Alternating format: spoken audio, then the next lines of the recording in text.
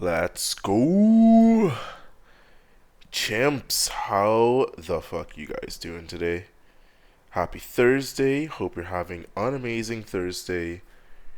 Gonna jump right in real soon. I know what you're thinking. Wait, what the fuck, Bacon Lover? Why are you streaming so early? I'll tell you why I'm streaming so early.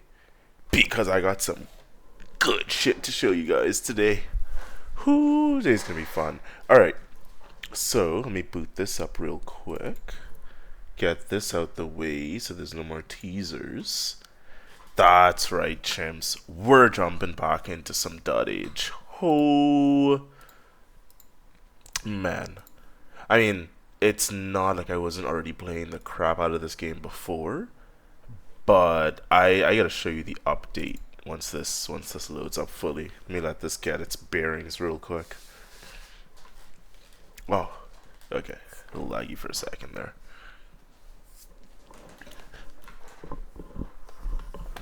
And I obviously gotta get some tunes going. That's why it feels so naked, so bare. There we go. Yeah, so basically, I won't go through the entire update because it's huge, but there's been a recent update for dotAGE that actually just came out yesterday or today. So perfect timing to kind of slot it into the Bacon Lover tries time frame. To be honest, this game could easily end up becoming, I hesitate to say a main game, but I could make this a Bacon Lovers plays for a bit, only because, man, like a single run in this probably takes 20 to 30 hours. It's insane. Alright, so hello elders, I just finished work on this big quality of life update you now have in your hands, which adds many of the features requested in these first months post-release, among which you'll be able to pause tasks and upgrades, roll back training, rebuild buildings, select which pip to cure, and a whole lot more. Alright, so we're actually going to go through a wee bit of the changelog together here, because I want you guys to actually appreciate the work this developer's put in. So first of all, I think the developer's name is Michelle because you always see it signed as Michelle. So yeah, shout out to you, Michelle, if you're ever watching the stream or watching a VOD of the stream. I'm sure in your free time you probably just sit down and watch people play your game on Twitch. That's what I would do. Anywho, so on Twitch, it's at dotAGE game. So go ahead and make sure to give him a follow because Michelle's pretty good with posting out tweets whenever there's updates or really if there's ever any testing going on. I've kind of been seeing all these quality of life testing posts for a little bit, right? So yeah, definitely go and check out the Twitter if you just want to get a little preview of what's going on or just to support the developer. And where is the actual changelog? There it is. So yeah, we're gonna go through the changelog together. I'm not going through the entire thing. I'll just scroll down so you can see how long this actually is. It really starts from here. So this here's your full changelog. It's a lot of shit. This is just the bug fixes section by itself. Like seriously. Okay. So I will read through the highlights section because I think there's some really cool stuff there. Hello elders, winter is coming to an end, and as the barely visible snow melts, I have completed work on a big quality of life patch containing many of the requests I've received in these first months post-release. The changelog is quite big, so here are some of the highlights. Upgrades to buildings actions. Oh, that's a handful of a title. First of all, I made sure to address some annoying situations that would come up regarding special actions, making the game more streamlined. Always a really good thing. Pretty much one of the biggest complaints I had before is just how unstreamlined parts of the game felt. So you can now directly rebuild buildings, train pips, which I didn't fully understand what that meant. Basically, you can directly rebuild buildings that have been demolished and are turned to ruin. So usually if a building was ruined, you'd have to demolish it, which takes one turn, and then put the original building back. Now I'm assuming there's an action on the ruins to just rebuild the same building in the same spot. Nice quality of life change. You can train pips inside tasks. which I don't fully get. That I kind of have understanding, but I'll have to see in game how that works. Pause or rollback, upgrade or task actions. Again, don't fully know. It's mainly the task thing, but anywho, maybe it's like if you decide to like create a farm, which would take 5 days, or if you were training a farmer, which would take 5 days, you can cancel that. But yeah, I don't know. Chefs will now work inside large kitchens even if hungry, and pips will prioritize higher yield plants when they complete harvest. This is fucking huge. There's actually a few highlights I want to point out later on in the changelog, but I specifically remember either my last dotAGE stream or the one right before that. The biggest issue I had is I had a crap ton of farmers, I had a crap ton of fields, and the way the fields work, if you look at this kind of area here as an example, there are some crops that they'll maybe give you higher crops if they're next to the water, right? So I basically had crops all around the water, and then I had crops other places too, but ideally I would want them farming on the crops with water if possible. But what would happen is they would be working on like these 2 fields, and then when those were done, they would just go to a random field. So maybe they go to one of these, maybe they go to one of those, and then I'd have to like make sure to keep unassigning and reassigning them so that they're always gathering from the fields that have the highest yield. So now that logic is built in. Absolutely clutch. Another clutch one. Pips, you're gonna hear clutch probably a lot going through this. Pips will also be a lot smarter with automatic reassignment of professionals and when using forced assignment, which is the control key. With feature now working with all special actions too, which was apparently a lot of work. The best way I could describe this is the control key was your, if I need a fisher on this fisher building, but there's no one available, take some fishermen and put them there.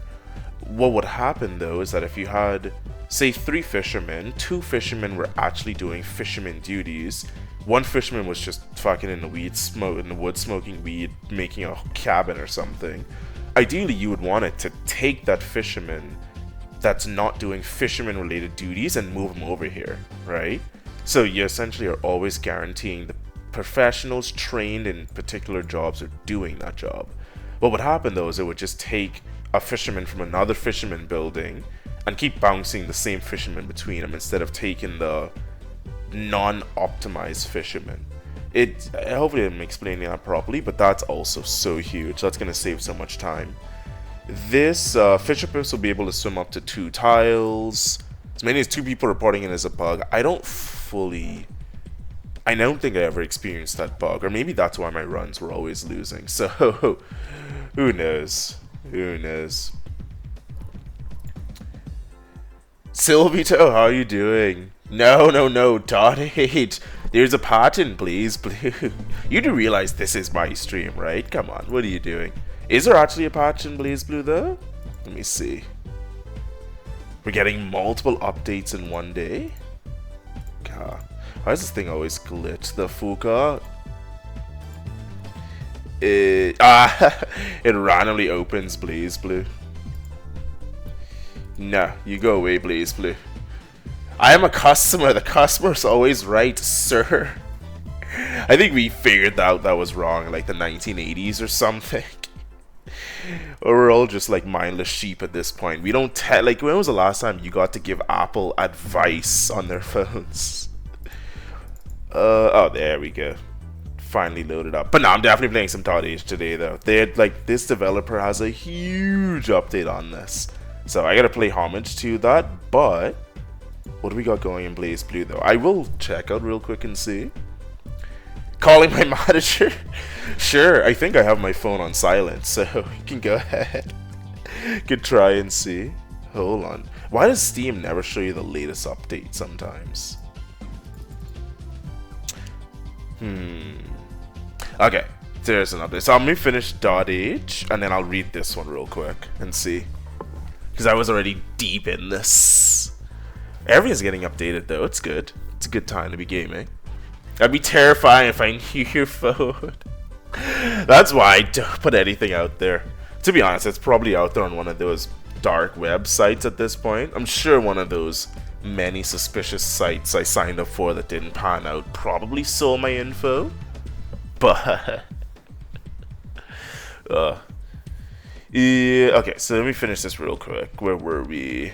So we have our Fisher Pips, which I don't know what the hell that was about. Tons of UI updates, which apparently UI is their secret passion. Who would have thought? So several additions. There's a Pippins counter in the main UI. Current actions and working buildings to pip T. There's a lot of new UI. I'm just gonna need time to figure out what the hell's going on there. Shaman handles all the UI bonuses and malices, as well as showing a triggered bonus. I have no idea what that means at all. There's a new panel that lists all buildings.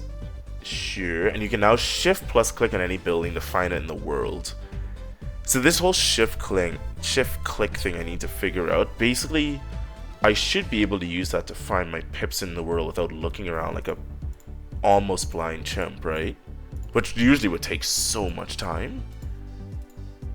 Feedback is now shown. Buildings gonna become abandoned. You just have to be new if that catches you off guard. I lie, that catches me all the time.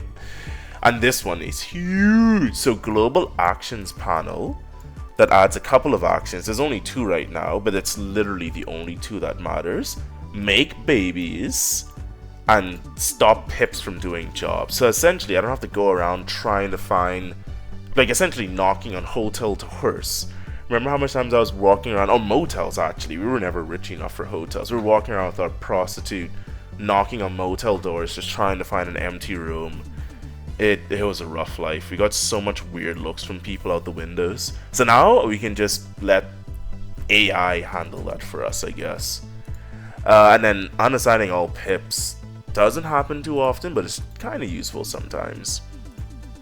Another big one, so you can hold the Alt key when selecting an action to select a very specific pip, which means I can get Silvito to actually research, or I can just have him out there like whoring out with everyone else. We know Silvito's always about the slang index, so probably just have him dedicated on baby making, but either way it's all possible now. Also, Silvito, did you see your shiny new icon? I like you come and you're like, no, there's a new update. And you don't even notice this nice shiny new icon next to your name. Oh, it just hurts me. Still, Sharky did the same thing too. There was no gratitude at all. It just hurts. This new mode also comes with some updates to the... Okay, so just more AI stuff to show you what's going on. Is some settings which I went through. There's not really too much changes. This one's kind of cool where you can see the total number like after all the math is worked out instead of just seeing the plus and minus. I do like seeing the plus and minus individually though. Enhanced and then yeah, there's the actual list of changes which I recommend you going through because holy crap, there are so much things in here that makes this so much nicer. In theory, we'll be the judge of that. I thought I was already the best viewer. Don't patronize me, sir. I will be founder. You fool! You don't even know what founder is due. Is founder like another? Oh, why is my shoulder hurting all of a sudden? God damn, that old age just hit my left shoulder so hard. Is founder like another badge you can get? Also, did I make myself VIP? I should be VIP. Founder has first sub. Oh, who is founder then? Are you a founder? Does it show? Let me do some sleuthing real quick. Oh, come on, shoulder. You need to recover. Communitoy. I'm assuming this is still in order.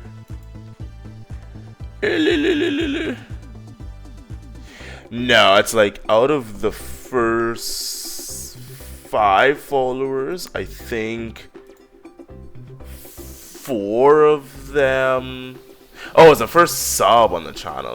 True. I don't know why I was saying it's first follow. You said sub, but for some reason my mind just saw follow. I don't know why. I found on other stream you need to have affiliation to enable and to monetize your channel. Yeah, I'm so close, man. I'm at 293. Also, Kate Zara, thank you so much for the follow. Welcome to the bacon-loving empire of chimps that like bacon? Wait, that doesn't sound right. Anywho, there's an empire, there's chimps, there's bacon. Welcome. I think you'll find it to be a very comforting spot. Appreciate the follow, Kate. Hope you like some dotAGE too, because we're definitely playing some today.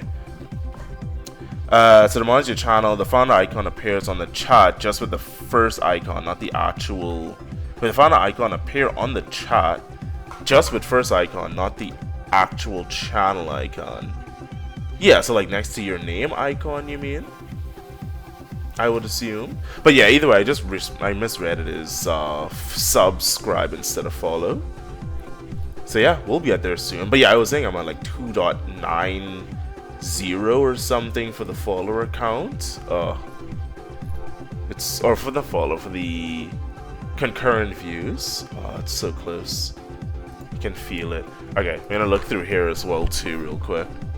I mean, the channel icon for subs is customized. Do I have to customize that though? I mean, I guess there's a bunch of stuff I'm gonna have to look. You need to do something as an icon, or you let the. Oh, okay. Yeah, I see.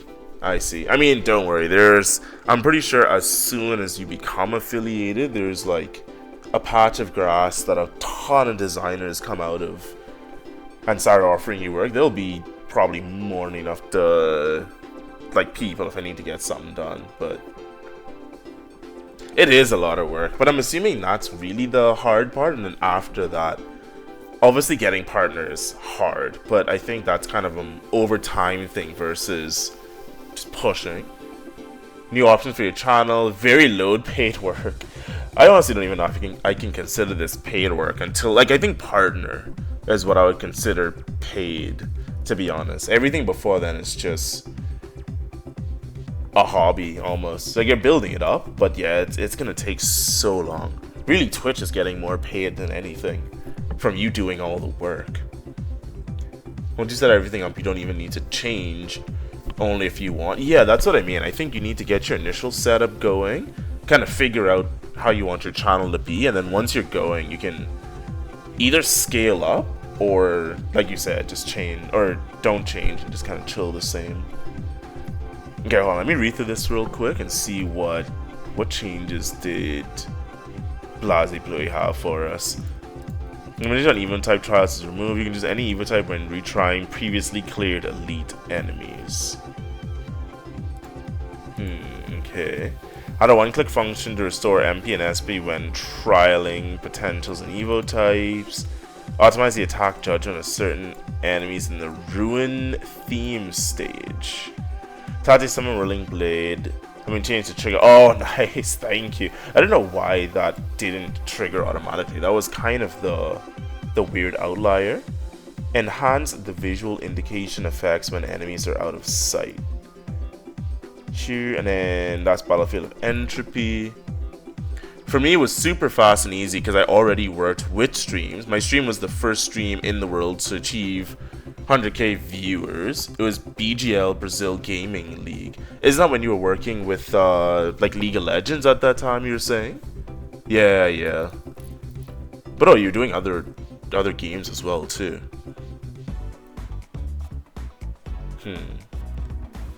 League of Legends tournaments and Crossfire and CSGO, FIFA and Red Bull. Why is Red Bull always in everything? In every country, every language, every culture, it's just like, Red Bull? It's like, oh yeah, they sponsored us. What were you doing? Oh, you're just trying to fly to the moon. But backwards. So yeah, Red Bull. Red Bull is actually like everywhere, and they're pretty much like the closest thing you get to Illuminati. Yeah, their marketing is insane. That's pretty cool, though. I mean, is it weird, I guess, going from kind of back in those days? Because with a channel that's that huge, you must have been working out, like, as a team with other people, right? Is it weird going from that to kind of just working by yourself or for yourself now? Or it's kind of just like a smaller thing? Watermelon Red Bull is the best drink. I don't even think we have watermelon Red Bull over here. We just have the shitty Red Bull. Unless you mean they have like those new Red Bull can flavors, those like zeros or something. But I don't even think I'm seeing like the watermelon one. Okay, let me finish the fixes. That's just bug fixes. Yeah, they didn't change too much with it. So we're hopping into dotAGE, baby. Baby. See, we did have a team. Me for videos, one guy just for audio, one guy for cameras, 3 cam operators, 2 designers, and the boss manager. Jeez, that's a huge team. But I mean, if you're getting up to 100k stream, it's almost necessary. You're almost a TV channel at that point, right? So yeah, it's really interesting to have like that many people for a stream. What are we going for here, boys?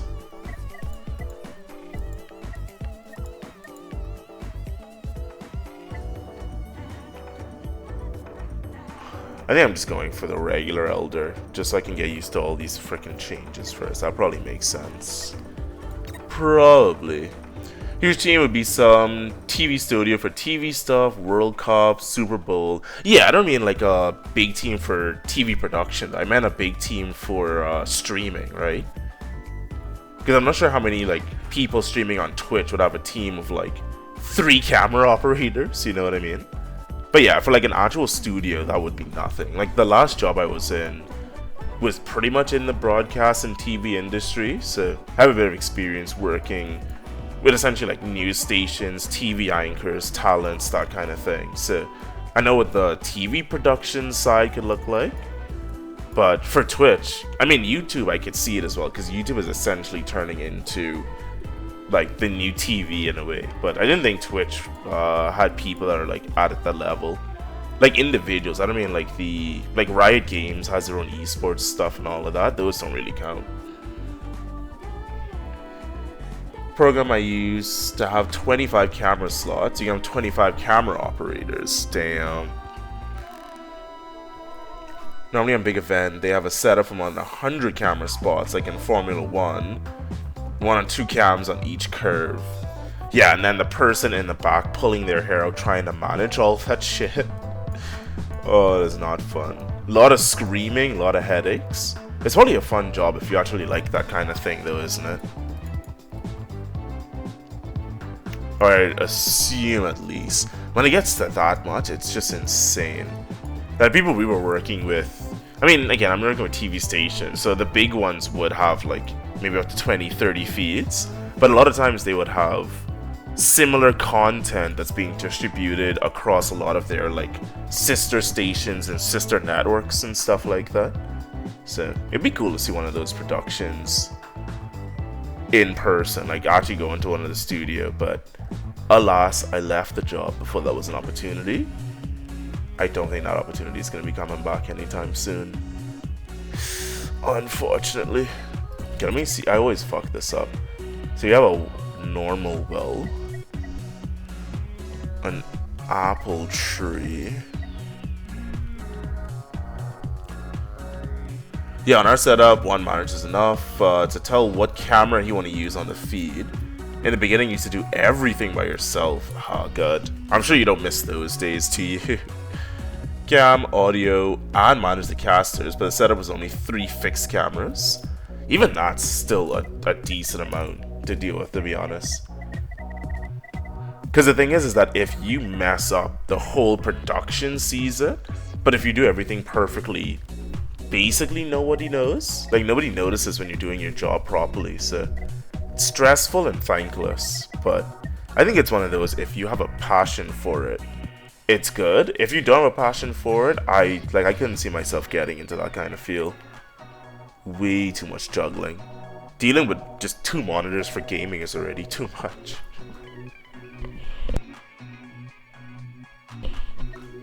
So I don't think I have anything that particularly fucks me over here.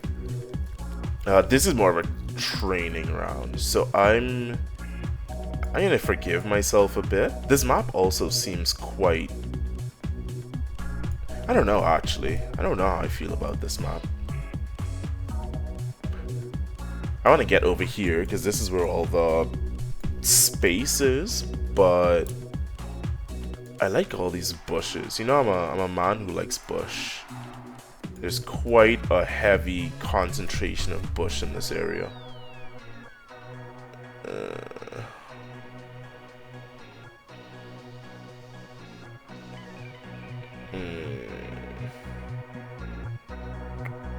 I'ma just plop her there for now. Yeah, I missed. When I was alone, my job was fluid. Then a lot of people used to tell me to do stuff I already did, or already know in some different way. Wait, who are the people telling you to do this stuff though? Because at that point you were basically managing yourself, weren't you? You were the goat of being told stuff you already know what to do. It's a weird thing to be a goat of, but you're probably correct. Okay, so let's start with Thinky Post. Yeah. Let's get a signpost going so I have more food. Let's get some wood piles. Are we gonna pile on the wood? I think so. What are all these new... The UI doesn't seem that different. Oh, buildings. Oh, shoot. Okay, I gotta look at that in a second. The manager, the audio guy, like everybody, designers too.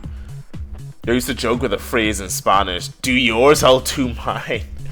And you suck? You were telling them you suck? Oh, God. It's probably not a good work relationship to have, but yeah, that's a good phrase, that you do yours, you do mine. It's essentially telling them to mind their own damn business, but I'm sure when you say it in Spanish, especially if you don't understand Spanish, it probably comes across so eloquently. I always feel like I should learn very small portions of each language, just enough to tell people to fuck off in different ways. Because if you can tell people to fuck off in most common languages, can you imagine telling someone to fuck off in Mandarin? And they're like, oh, damn, okay. But that's the only thing you can say. You always respond with fuck off whenever they try to talk to you. Yeah, because I used to teach everybody stuff about the stream. Even my boss, I teach him a lot. Which, that doesn't surprise me too much, to be honest. I feel like the bosses tend to know less stuff the further they go up. Then they started growing on me. Like I was the beginner. The growing on you, I think that's just the wording. But yeah, I get what you mean though. It's like you were the one teaching them, and then at some point they started acting like they knew more than you did, kind of thing. Yeah, it would be. Especially if they're doing that. Because a lot of times when I experience that, they're like, you'll teach them something that they don't know how to do, and then when around other people, they'll act like they're so good at it or they knew how to do it all along. You're just like, I literally just taught you how to do this, and you're acting like you're hot shit or something. That I have experience with, and I don't like it. Let's sacrifice wood. Oh, where's the global icon button? And we can do makeup, baby. What? Oh, wait, I don't have a house. Okay, I need to calm down the baby making.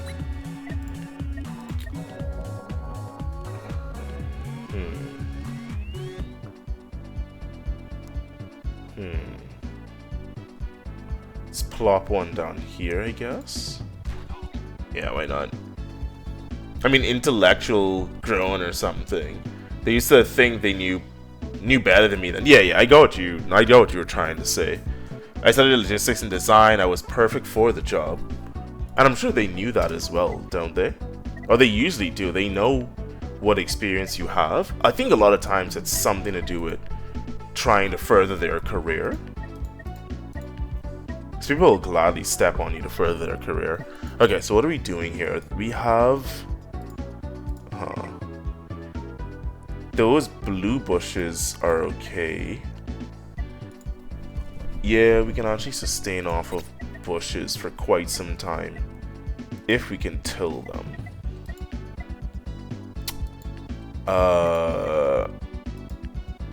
I'll figure out what to go for after that. Yeah. Oh, they didn't.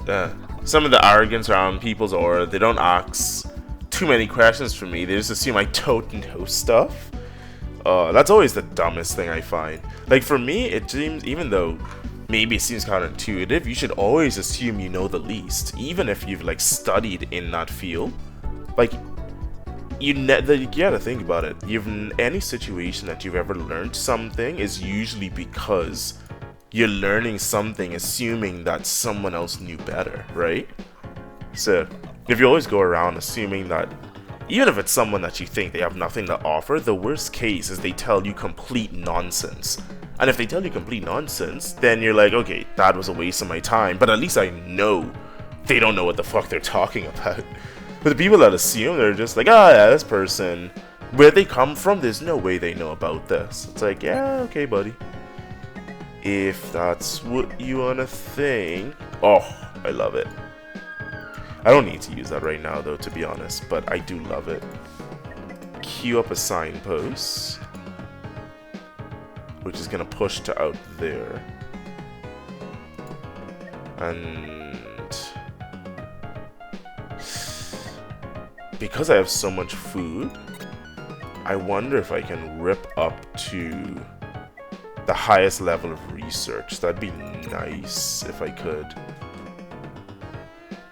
Yeah, we'll see. It's called humbleness. Indeed, indeed. What did you study, by the way? I think I already asked, but I don't remember. Maybe. I think we were talking about it on the other stream, but I basically went to school for computer networking. It was called like computer systems analysis, so kind of a combination of database security and like the actual physical part of the network. So literally going into like office buildings, setting up like wiring, connecting like access points, all that kind of stuff, or even going into like events and all of that. That's something I thought might have been interesting. So I can rob a virtual bank. I feel I'm more likely to be the hacker in that scenario, to be honest. Oh, why am I choking? Yeah, definitely be the person in the hacker, just making sure that your data connection is still going while you're trying to rob the bank. Us hackers don't typically put ourselves in danger. What am I doing here? I don't want to waste the bush.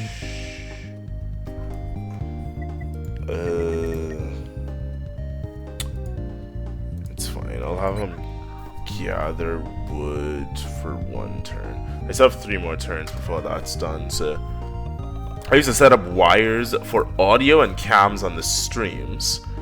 Oh, that's pretty cool.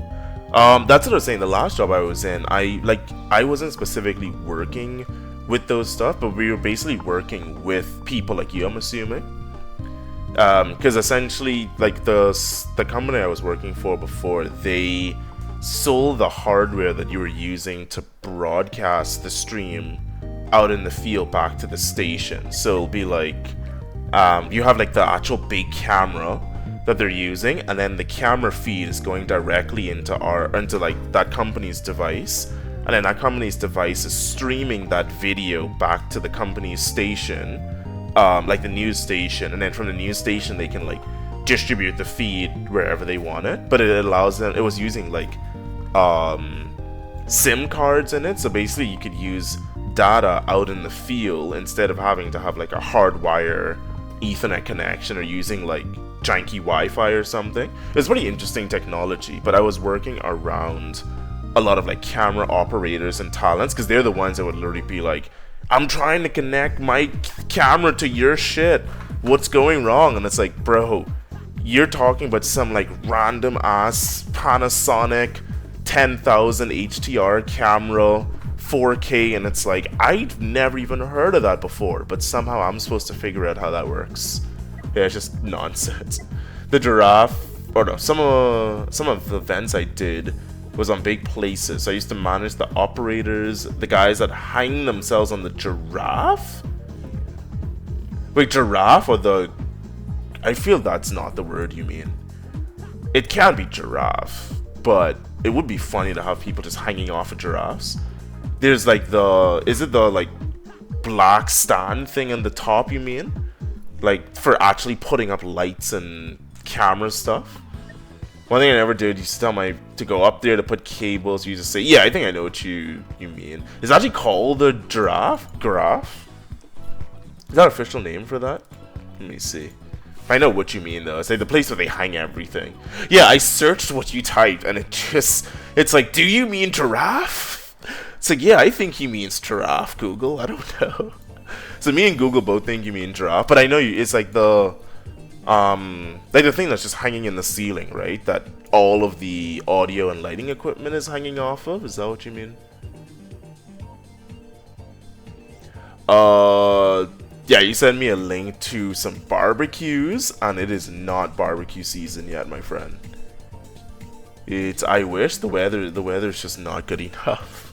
Okay, let me focus a little bit here. Are we good for another turn? I'm supposed to be experienced. I know you're just trying to distract me from dotAGE because you're angry that I'm not playing Blaze Blue, but it's fine. I'm gonna experience all what this has to offer. So the animals have their own menu now, which is cool. Ailments, you have the village. I like the Pippins, which I guess is babies. Or why are the babies so thick and fat now though? Huh. I actually prefer the previous baby. I prefer the previous baby sprite. There's a specific line in the changelog that says that they redesign what the baby sprite looks like. And frankly, I like what we had going before, but it's okay. I don't want to be too critical.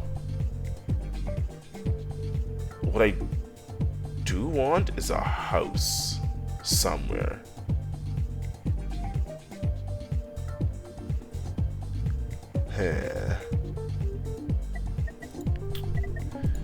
Basically, I can get more babies. I think I'm still going the strategy of spiraling my population out of control as soon as possible. I think. Yeah, you stop making wood. You stop making wood. Yeah, I like that better. Link is good. Okay, let me take a look.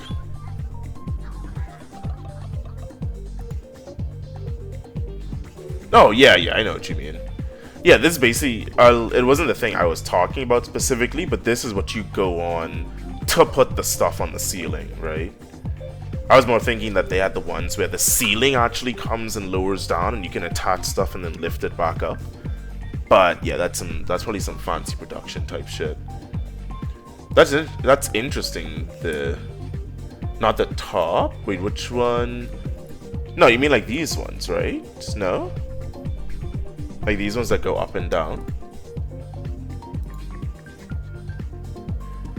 They're the ones you have the controls on the platform, like up here, right? Yeah, and then you like go on, you go up and down. Like usually I see people using these at events. Or do you mean this one? This like long one? Yeah. Although similar thing, right? I think this one, like you go directly under it and go up and down. Is this for stadiums, I guess? Or this is huge. Okay, these ones are huge. Must have been a big production then.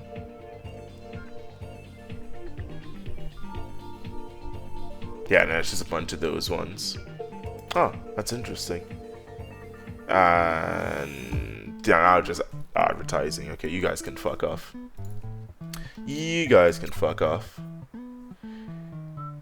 Yeah, the events is on smaller stadiums like NBA stadiums. Okay, that makes sense. That makes sense. Because that's what I was like based on. I thought it was like.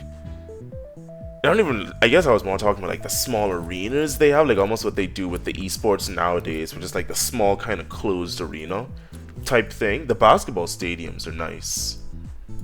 But yeah, the height of the thing kind of tells me everything I need to know.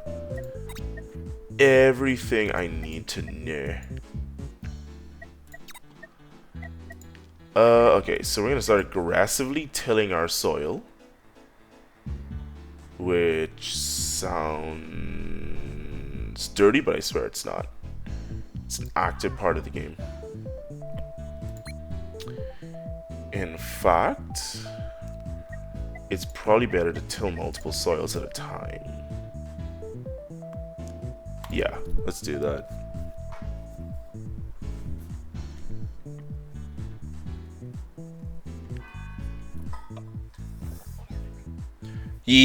Riot 5 years later, then buy everything and we stand jobless. Yeah, that's true. And they basically tried to recreate their whole thing. Which, to be honest, I guess their production level probably outgrew everything at this point. They're like own stadiums. I mean, over here they use people's stadiums. I don't think they have any custom-made stadiums here, like over in Korea and stuff like that. But that is kind of sad that instead of hiring you guys on to help continue the production, they kind of just told you to fuck off, essentially.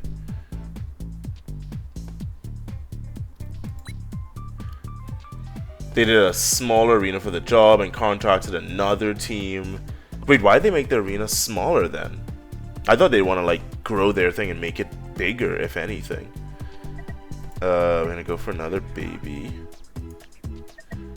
There's supposed to be like a pip radial menu thing.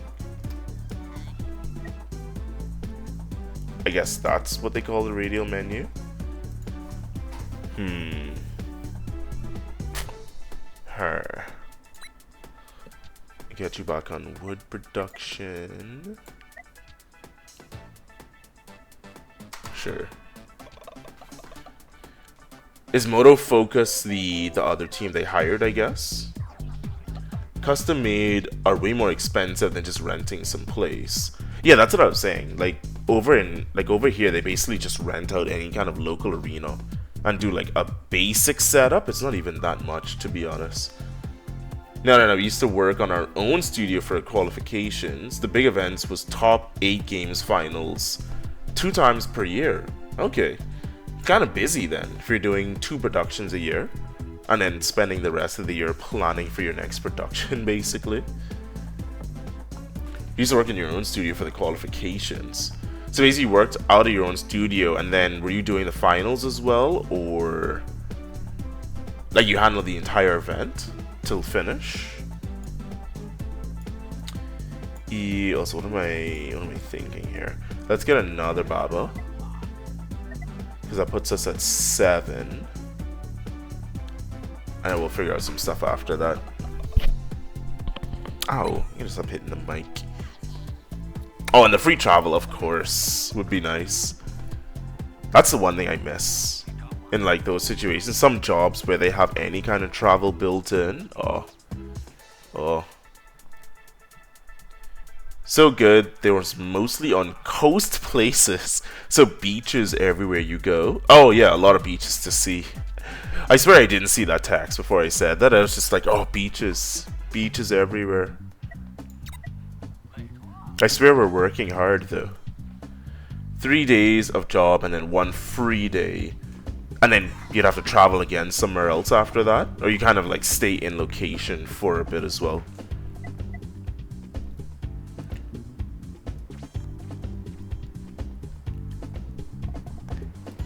Yeah, okay.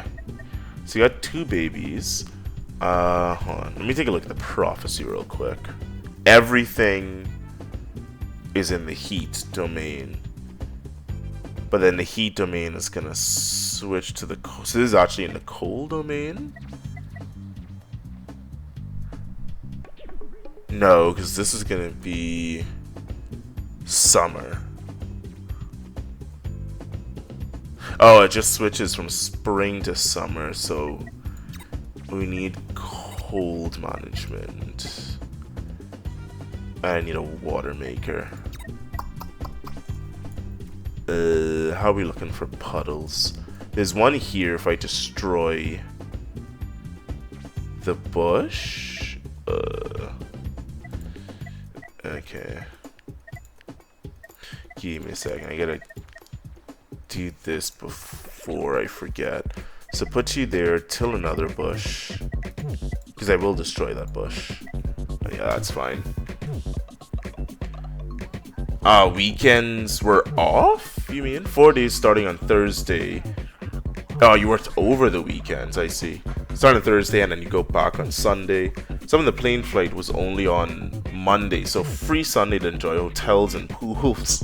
Basically, they didn't even have a flight back until Monday kind of thing. Lucky you. Lucky devils. It's like, oh, I wanna go back to work so bad, but oh no, there's no flights. Whatever will I do? That's such a nice setup though. That's really cool. I can see why you missed that whole situation, if that's the case. Yeah, it was a lucky thing or something. They might plan that, to be honest. That might just be like the people that are actually helping to set up these flights, they might be people that started out working where like every day there was a flight and they're like, you know what? This isn't a good idea. Let's just have a flight that only goes on weekdays, but always lands like Thursday, Friday. Pretty sure they just did a solid to all the other hardworking workers out there, basically.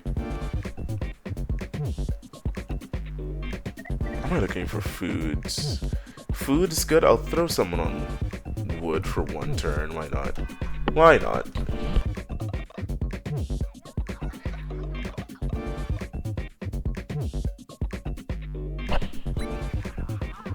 It's because they used to buy packages for a lot of employees to pay less. Yeah, that's true.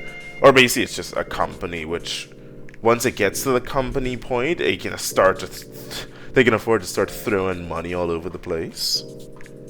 It's kind of ridiculous. I think essentially when you get to the point you can afford to buy anything in bulk, everything suddenly becomes cheaper. Right? Even like simple stuff becomes so cheap. Flight company need to arrange the stuff to fit demands. Like, need 20 seats on a flight, but some only used to have 10 seats. Yeah, I mean, that's how they logically will do it. But I just think it's funny where it's like, yeah, you know what? Let's just give them another solid day over there and like Rio or something. It's like, yeah, they can just chill there for one more day. Just push all available flights to Tuesday. Because Monday is the one day that Club I Like is open. I'm assuming that's how that conversation went down. Between someone and someone else.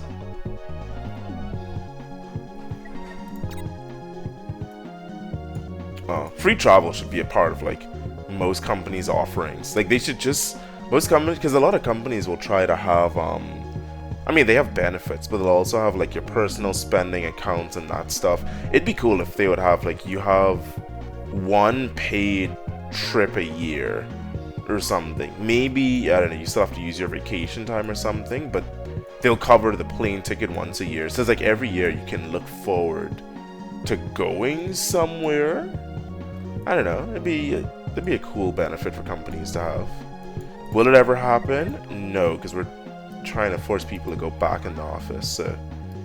We don't care about what people want at all.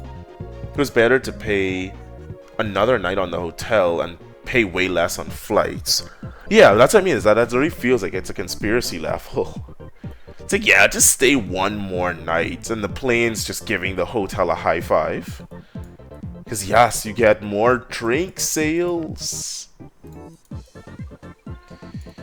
Okay, so as I'm doing it, I'm gonna put a water thing on that.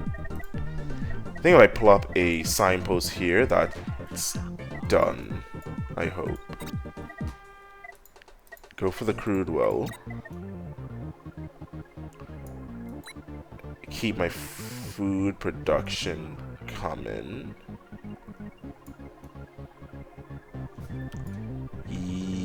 Yeah, looks good. Plus hotel package days with discounts with one more night and whatever. I think for you guys, hotels are more expensive than flights, right? In Brazil, all the flights are absurd. I mean, it depends on if it's local or international flights. I'd say for local flights, the hotels are probably going to be cheaper. But you have motel options too, but if you're just talking like your standard hotel, probably talking like one something a night. Let's say like 150 a night, whereas a flight like international will probably be around a similar price, or local will be similar price. International, the flights are also crazy. Oh, just local. Some of the local here are more expensive than going to Europe. Yeah, so that, if you just mean the local, that's not the case. Over here, they'll at least regularly have deals where local flights can pretty much cost you around the same as one night in a hotel. And yeah, if you like kind of plan it and look into it, you probably could find it to be cheaper sometimes. Now, again, if you're talking about that's just like a one night for a hotel if you kind of walk in. If you're talking about like, oh, we're gonna stay for a couple of days, chances are you're gonna be able to get it even cheaper than that. So yeah, that makes sense. It is weird, but it might also be a distance thing, because there's some locations in Canada that take, like, local flights that take longer than it does to go back home to the Bahamas for me, which is crazy. But obviously the flight will be much cheaper, so maybe it doesn't make sense. I do find that wild though. Like, the distances don't... Essentially, going back home, I have to fly across 2 countries, at least. And it still takes the same amount of time as just going to some shit, like, right across the road in Canada. What the hell's happening? No. The Earth just farted and Pifa got stunned. Oh yeah, what am I gotta do my honorary naming. I guess once you're done training... Can I... Oh no, that's the one thing. That's the one thing the developer didn't add in, is the ability to rename pips from here. Which, to be honest, how often are you renaming pips anyway? That's probably a pretty streamer specific thing.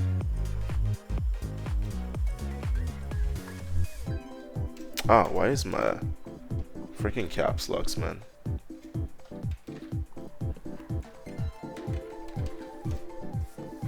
Is that... Yeah, it's exactly what it looks like. Okay. Yeah, there we go. So what am I seeing? The logistics behind flying must be insane. All the traffic, communication... Not doing a mistake on flying traffic must have huge consequences.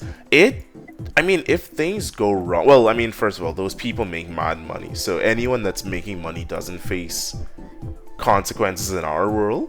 But what I've learned that I guess helps me feel better is, because of how dangerous it is, there's a ton of redundancy in everything.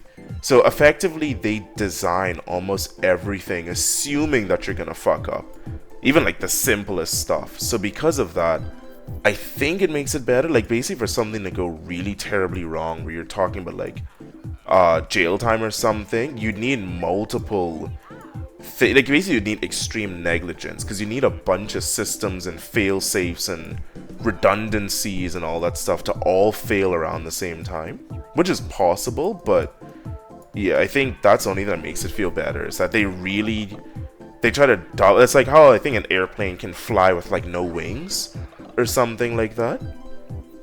Like, it isn't gonna fly well, but I think you can still land a plane that has like barely any wings on it. You can still fly perfectly fine with one wing as well. You can fly with like one engine, and it's like that kind of stuff where you really need both of the engines to have been fucked up at the same time via extreme negligence. Remember the Italian captain missed 00550 on the curve for the ship and people died? No, I actually don't remember that story. There's just like a captain on the ship made a mistake. He left the ship before everybody was arrested because the captain needs to be the last one to get out of the ship. They say that, but still though. Like, if I was the captain, I'd be like, come on. I was guiding the ship in the first place. I, like, put it somewhere where I can get off first. So, I don't know if you can really trust them. Where am I getting the seeds from? Oh, I get seeds. Sure. It was Costa Fortuna in all caps. The huge ship.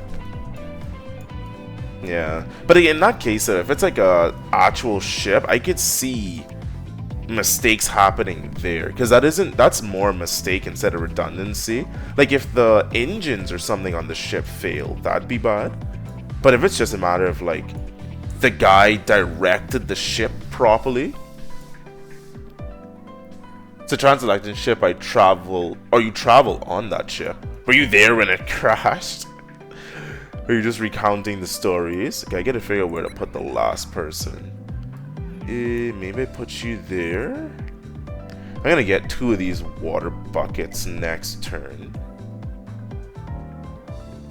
Yeah, let's go with that for now. Transatlantic ship that I travel on.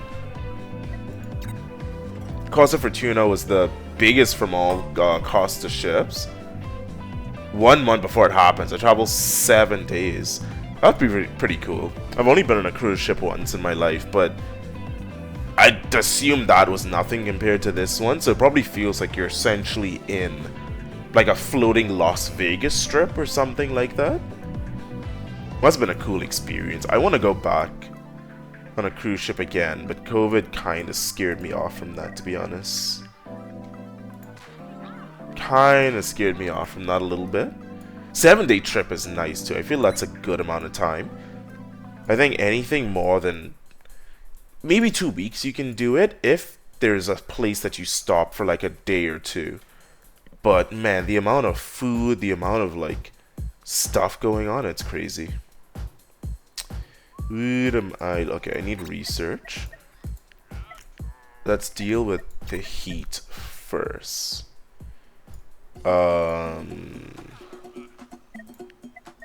Let's till some soil.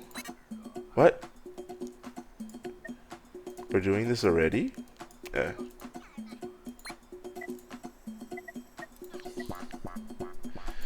I might as well start getting all of those tills, to be honest. Let's get that out the way. The cruise does 5 stops. Oh, damn. Okay, that's cool. I think that's the one where it probably goes by really fast. Right, because at 5 stops but 7 days, like, basically you're making a stop almost every day for a bit, right? And then you probably have, like, the first and last day is a break or something, and then it's just 5 days of back-to-back stops.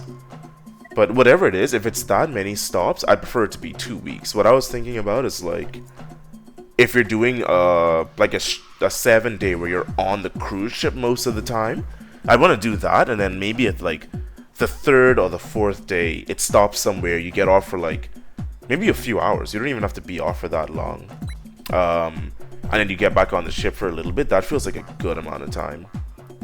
But 7 days with 5 stops, I probably wouldn't even get off the ship for half of them because I'd be so lazy. Like, I'm on vacation.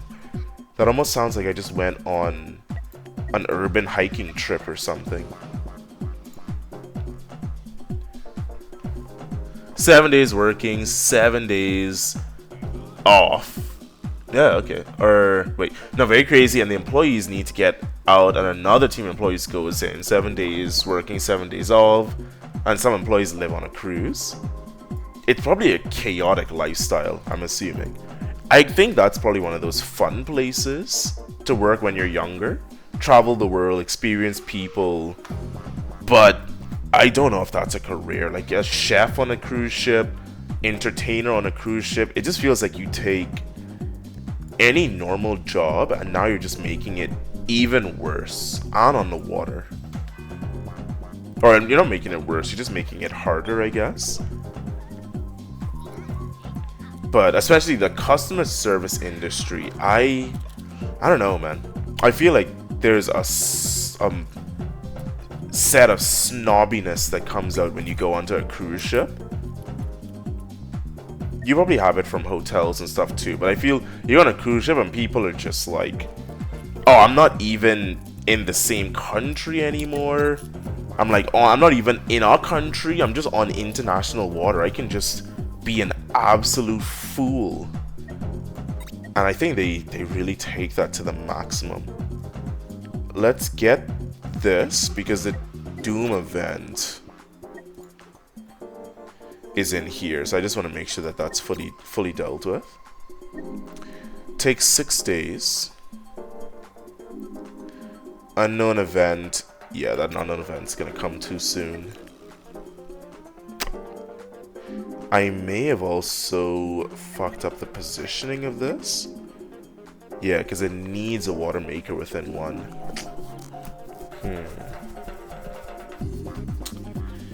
Huh. Okay. Fuck you guys. This is annoying. Plop you out there. I'll dismantle this next turn and I can put another one there, so at least I have 2 of them. And then I can always dismantle this wood.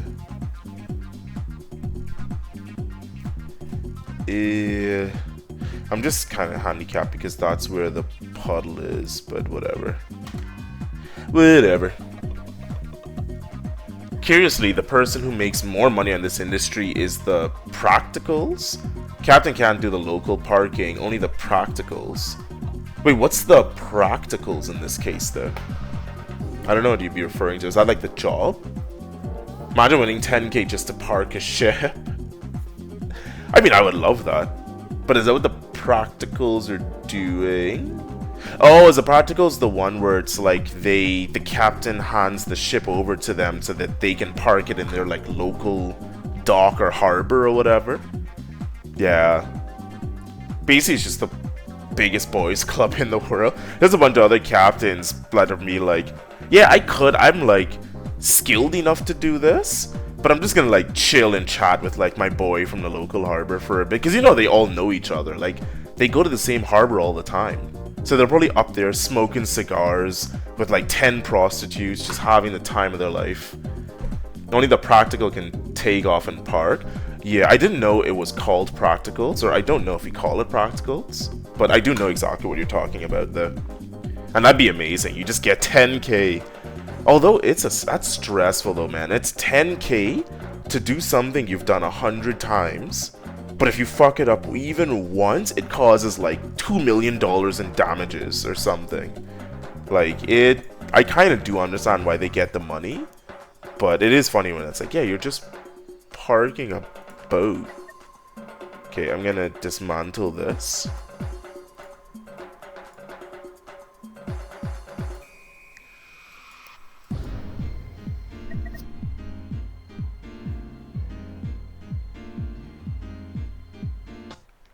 I have more bushes tilled, but I guess I can just keep tilling them. I'm at that weird point where I feel there's other stuff I should be doing, like working on, but let me take a quick gander. There's a forager for seeds and hemp, which because I'm gonna need hemp for this. So honestly,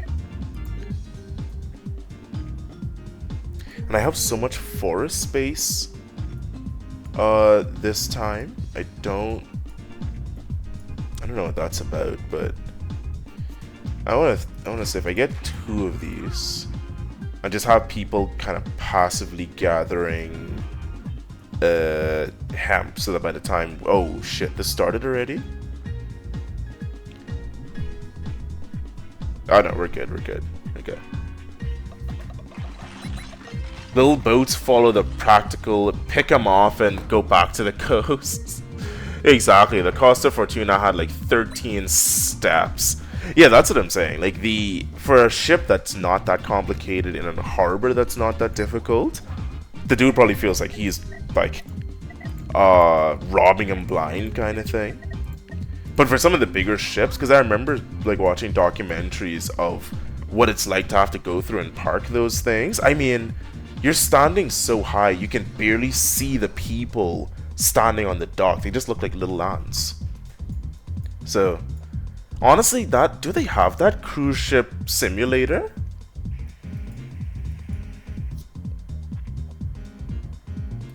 There's no way they don't have a cruise ship simulator. Like, they have so many. Can you imagine? I'm not even gonna say high quality because I hesitate. Don't want to go up to 10 people and have. I'm gonna run out of food soon.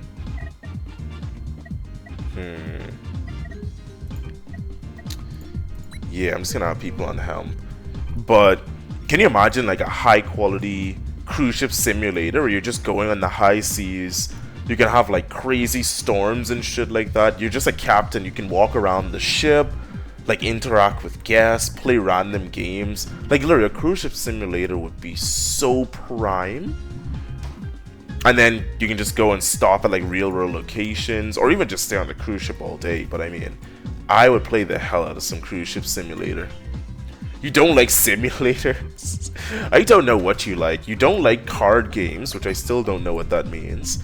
You don't like simulators, which basically removes like 2/3 of the types of games coming out nowadays. I mean, man, you might as well say you just don't like microtransactions. You don't like games that charge you triple for DLC. I mean, just go against the whole gaming industry. I'm not even the gaming industry. You're going against the classical gaming industry. There's like poker players, goldfish players. There are tons of college students, drunk college students that are all just moaning like, oh, come on. You're not gonna do King's Cup? Really? Ride the bus? You're not playing any of that? Like, can you imagine going to a party? They have like alcohol and cards. It's like, nah, I don't like card games. It's like, well, do you like alcohol? Well, drink enough alcohol until you start to like card. None of us like card games. We're here for the alcohol. Although I do actually like card games. I grew up watching Yu-Gi-Oh, playing Yu-Gi-Oh in real life, playing Pokemon the card game in real life. Thank God Magic the Gathering missed me, so that shit didn't infect my soul. But yeah, I can pretty much say I have like 20 different card games just sitting in my living room right now. It's kind of becoming an obsession. Yeah, I'm peculiar. Dude, you're rich as fuck. You can make the cruise simulator? I wish. If I was rich enough to make cruise simulator, I would just be on a cruise. I'd just be on the cruise so much. I'd be on a cruise until I find someone who hates being on a cruise, and then I can get them to go make cruise ship simulator for me. Which is probably why it would end up being shitty, because there's no heart and soul in it. Pretty much just like modern day Blizzard. So I don't know if we can handle another modern day Blizzard. Is this good? Yeah, you're good. What I do need to handle is some hot food. I don't know, I was expecting that to turn out a little bit more eloquent. But yeah, I gotta get my food situation dealt with. Which I already got tilly soil. The problem is that I need space. Let me start expanding out here and start tilling the fuck out of my soil. That'll make me truly happy. I used to play a lot of Hearthstone, but it's because my computer was trash. Yeah, so you were like forced into playing what was available. Weirdly, I never got into Hearthstone that much either. I think it's because Hearthstone Hearthstone to a lesser extent, but to a greater extent, there was Yu-Gi-Oh! Duel Links, which was it's still out, but it's like Yu-Gi-Oh! On the mobile phone. It's like customized to be a little bit more mobile friendly, which effectively means it has microtransactions up the ass. I think after like $100 deep. And I mean, it was over the course of like a couple of months or something, but it was like just $1 at a time, just opening one pack, trying to get that one deck that I would never have to upgrade again because it's so overpowered, and they would always release something the next season that would completely invalidate my deck. It pissed me off so much. So yeah, because of that, I was like, Hearthstone, you also had to invest money if you wanted to keep competitive, and I didn't really like that aspect of it too much. Don't lie to me, you're KSI? What? No. Who told you? Didn't? I swear I ordered to have you killed off already. Or have anyone with that kind of knowledge killed off. Do I have KSI? I should do a KSI comparison stream one day. I'll do me talking and KSI talking for a full stream and see if people actually guess who is who. The problem is that, I mean, it's probably something everyone experiences. I kind of understand a bit more because I like listen to my own VODs like sometimes just to make sure the audio is good, and like it's kind of weird. I do like, because I like the games I play, so my VODs are good background videos for me too. It's really weird, but either way, it's like I know what my voice sounds like now, but the way my voice sounds like when I listen to it is nothing to how it sounds to me. Wait, what building? Which build? This house? You could fuck right off. I can't believe these people just tried to commit arsony with no fire. Yeah, I remember what I was saying. That just completely tilted me. 100% correct. So much stuff to buy, it's stupid. It is, and that's what annoys me. Is I grew up in the age where you basically got a bunch of stuff by playing really hard, like a lot of time, which, I mean, even that commitment itself was still hard enough. But I mean, it's like, okay, if I put in 3 hours a day, I will like, if I put in 3 hours a day, I'm gonna have more than the person that's putting in 1 hour a day, but I won't have as much as my friend that's putting in 6 hours a day.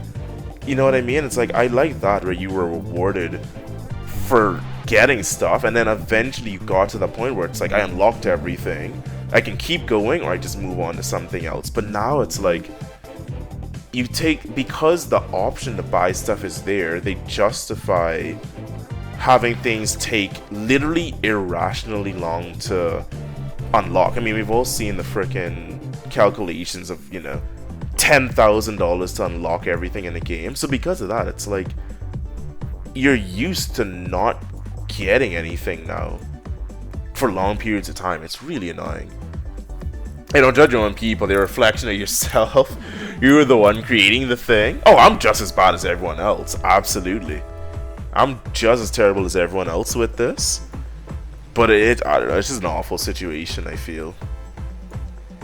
When that's the only option you have. Or not only option, because there are a lot of games like, I guess Baldur's Gate 3. What was the last one before that? Maybe, I guess Stardew Valley is like a recurring one. But there's many examples of games that are just good and still makes lots of money. Plus to a field building within one. Let me figure this out real quick. So I have to have a signpost there, but I think I can get rid of this one if I do.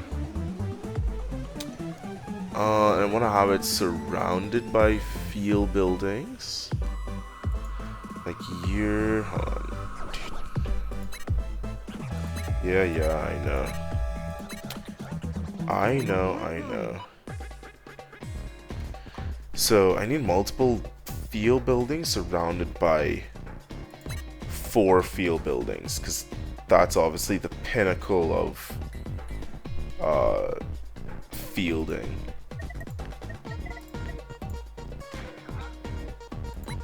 Do that first.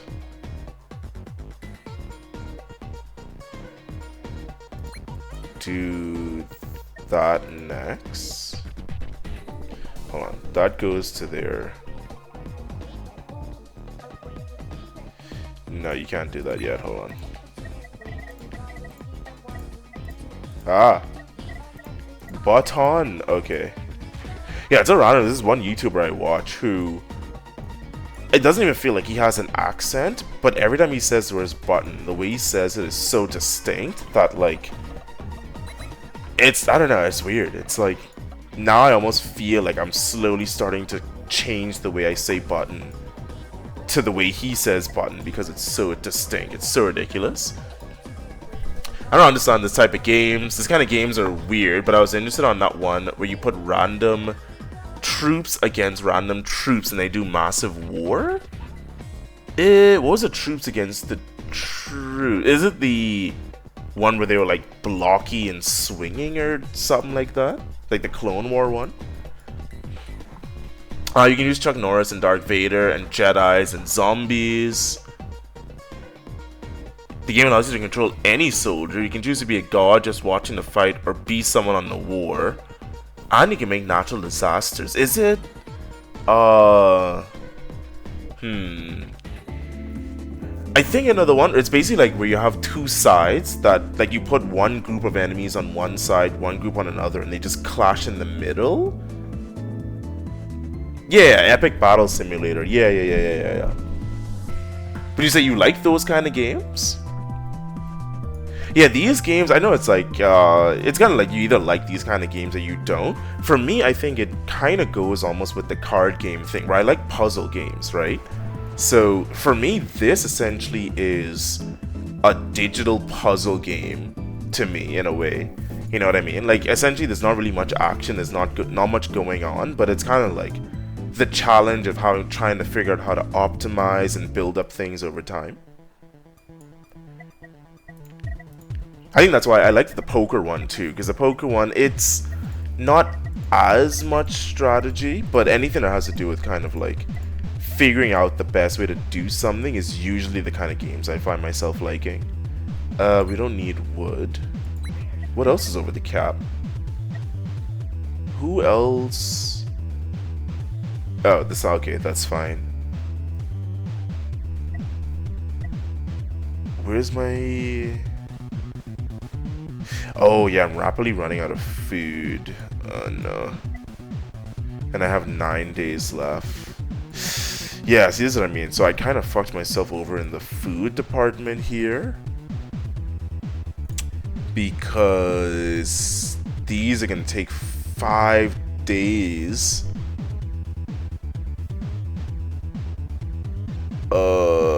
I don't think I have 5 days worth of food. Alright, we're gonna keep going, but I think I fucked myself over a teeny bit. No, but I said I was interested in that one because you can use first person perspective to play. So is it just the first person perspective part of it you like then? Because I know you were saying that you like that kind of game, that's what I was saying.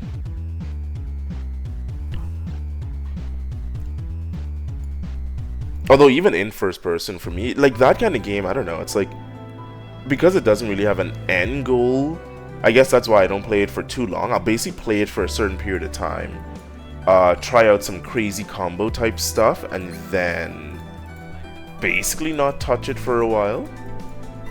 But like, what would you do if you're like playing the game on a regular basis? What do you usually aim for when you're playing? Not really. Massive War, cool, because it's all auto. So it is kind of just like sitting back and watching how it works. Yeah, I feel like I'm about to get destroyed here. We don't have too much days left, but Dead Cell, CSGO, BlazBlue, FPF games, action games, and roguelikes is your job. To be honest, that's still a pretty good collection. You really can't go wrong. Especially this year, man. This and FPS, I'm not sure. Roguelikes, there have been so many. There's one YouTube channel, I'll send a link to, but they was doing like playing a different roguelike every day of the month in February. And yeah, there's no shortage of every type of roguelike possible coming out. It's ridiculous. And also I guess the action games too, because BlazBlue technically came out this year, right? If we're gonna count that.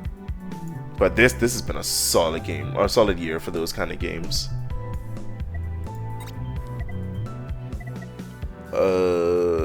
Yeah, we're so fucked here. We are so fuckled.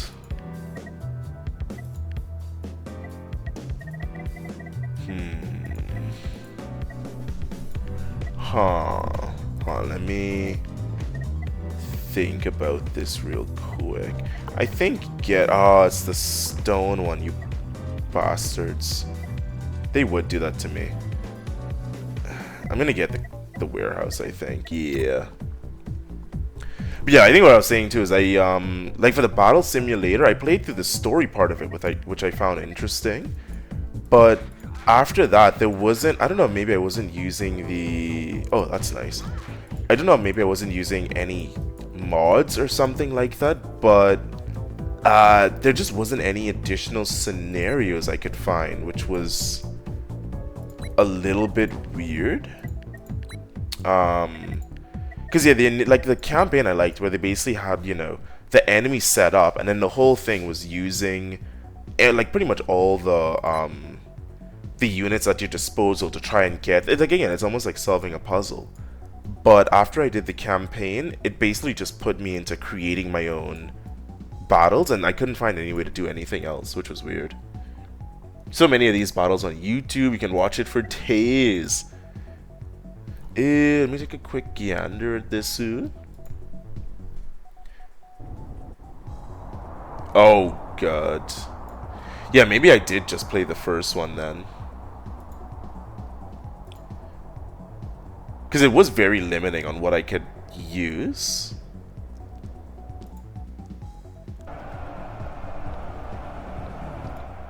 I'll turn this audio down so people aren't confused to shit. Oh, they just did a Star Wars army recreation versus xenomorphs. I don't even know my computer could run this. It probably could, actually. Oh, so much blood.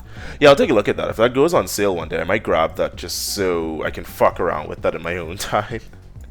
Because I do like games like that too, but the problem is my ADHD mind, I get distracted very easily. So I really have to have, like, a clear end goal when I'm doing stuff. That's why something like Infinite Craft was amazing, because it's like, the goal is just to keep finding new shit. And because new shit kept popping up, it's like easy to keep it going. BlazBlue is why it gets difficult. Is because with BlazBlue, it's like the end goal is essentially just making the game more and more difficult, because just playing it at the same difficulty with the same characters, the same enemies, not changing anything, I basically end up going insane after like 2 or 3 weeks. So I have to change something. I think that's where it ends up being like, okay, I either play something else or I need a game that's like constantly has that goal that could push me, you know what I mean? This one you can drop nukes, tornadoes. Yeah, so I definitely played the first one. This one's also realistic. The last one I played was more cartoony. So was the first one cartoony, or maybe it's a different, maybe I'm talking about a different game altogether. Like the exact same concept, but maybe it's a different game? Speaking of game, I might actually survive this. I need 6 days, right? These can provide 2 berries.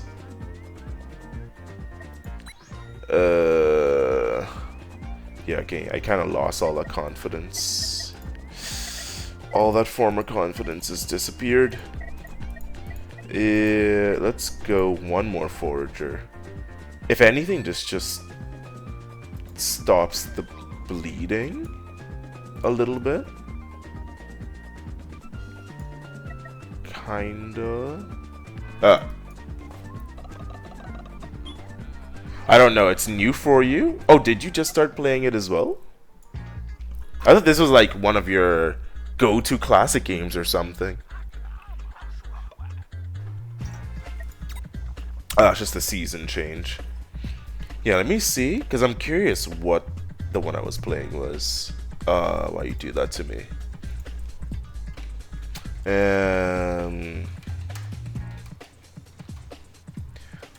Ooh.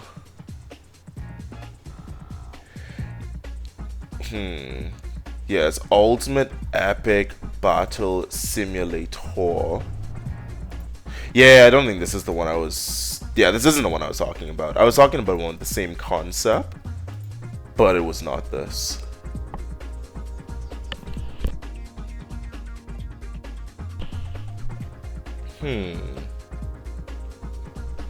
What is the one? Let me see.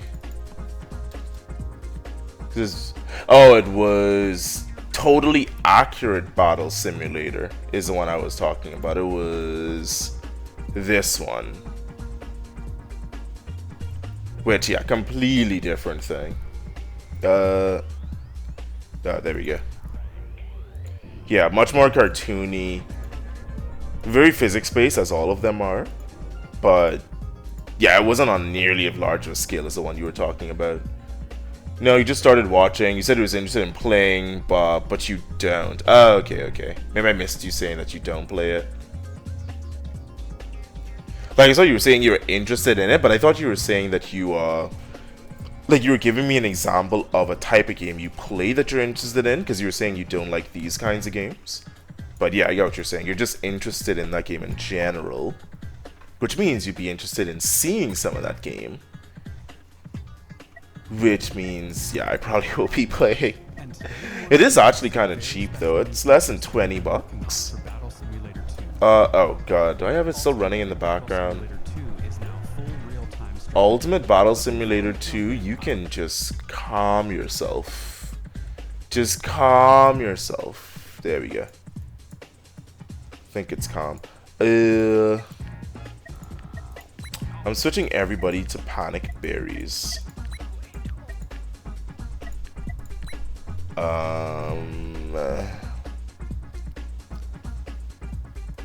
Getting a kid now would probably be a dumb idea. Probably. Hold on. So declaring, I have you. I could build another cabin. I don't know why I'm so not confident about these decisions.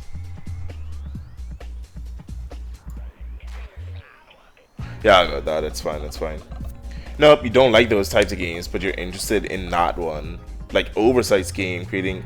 Oh, so you're saying, yeah, I think I got pretty confused with some of the stuff you were saying before, and now I'm just in a constant state of like chimp dehabilitation or something. So you're saying that you typically don't like games like the Ultimate Battle Simulator or whatever it's called, but you like that one in particular. Is that what you were saying? I know you just said that out of nowhere, which is why I thought you were saying I thought you were saying you don't like this game, but you like those kind of games. Now either ones can. I don't know if I ever like and ever played it. Yeah, that's what I mean though. You're saying like you don't like those types of games, but that's the first one you've actually been even interested in playing. I'm gonna leave that as a final answer. I will leave that as my final answer. What the hell do I have this one extra person doing? I'm always suspicious when there's a person free. And give me a signpost here. Sure. Okay, yeah, I got you. Yeah, so I mean, we were basically saying the same thing then, because that's what I was saying before. I do like those like, it depends on what you even consider liking those kind of games. I like watching those games because it's very entertaining, but in terms of like me playing it for an extended period of time, I feel like I would get bored super quickly. I think that's the main reason I wouldn't like them. So I don't know if it's the same kind of reason for you, but yeah, those kinds of games, it's like a one-off thing. You get it, you experience it, and then that's it. But if because that game, you know, you said there's like Chuck Norris and Xenomorphs and everything. If there's a huge modding community, but even then, it's like at some point my whole goal would just be to create more and more insane battles until I inevitably self-destruct on that path. So I don't know. Maybe those kind of games just aren't for me, to be honest. I need a game that has such a well-defined goal that I always know when I'm off that path, or else I just kind of go spiraling out of control if I'm left on my own. I'm trying to figure out where they have food coming in one day, so that's good. The food situation's okay. In fact, I could actually switch you guys back onto seeds, and then I'll keep one on hemp. Because I have food coming, they give me 2 plus 2 of a field building. I think I'll get another baby. I really feel that's a dumb idea, but it wouldn't be the first dumb idea. Okay. Yeah, I just watched that funny guy on YouTube. He does a lot of these types of games. The channel is called Let's Game It Out. Sounds familiar. He does good editing, skipping, narrating stuff, super funny, and he's very sadistic and chaotic. Let me take a quick look. I feel like I know who you're talking about, though. I don't know if that's the one that does like those horror games. Maybe not. Or is that the one you were just telling me about? Oh, let me see. I'll know by the voice. Things, you know, all the basic crap like oh yeah, whatever. So hang on, let me. Yeah, I know. You can recognize that voice cadence and editing from the moon. But yeah, I do know. That is one of the channels I kind of have on rotation as well. Those are the YouTubers I look up to.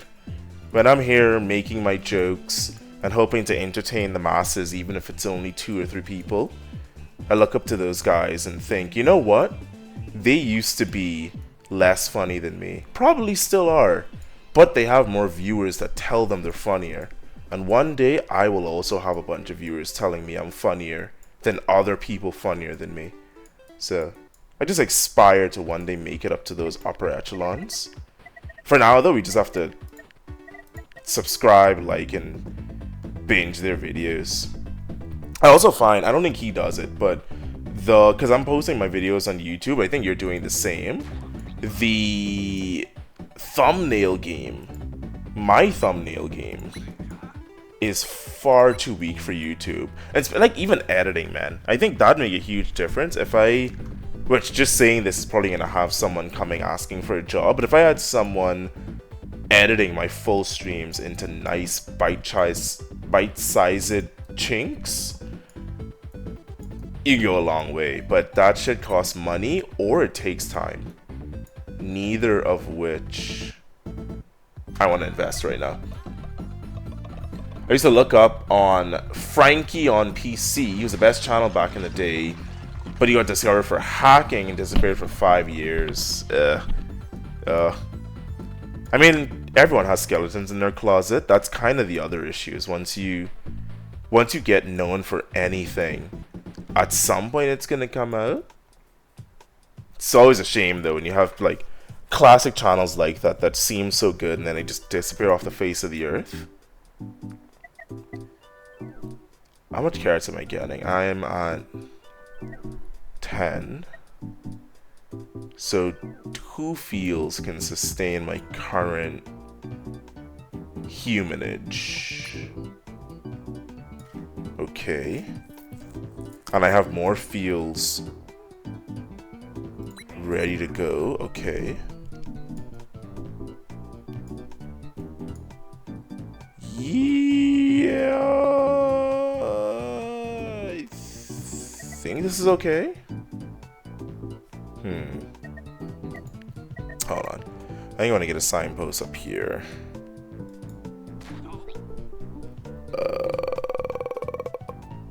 Could I get rid of... That would go to the signpost. No. My signpost placement is so trash this round. I don't know what's going on.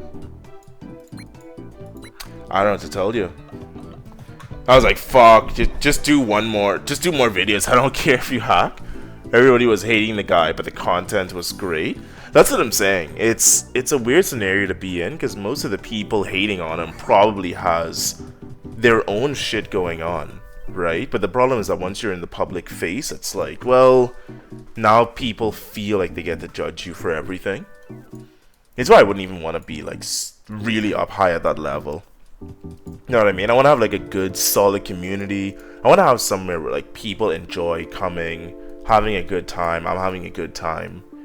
But at the end of the day, I want to have it completely separate from personal life, because I don't know, the age we're in where people actively seek out and enjoy destroying other people's lives in the name of, I don't know, justice or something. It's a weird environment we're in right now.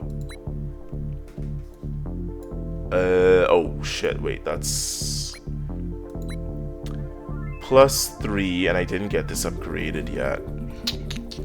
But I have 5 days. Hold on. That's gonna take 2 days. Plus a day to train the Watcher.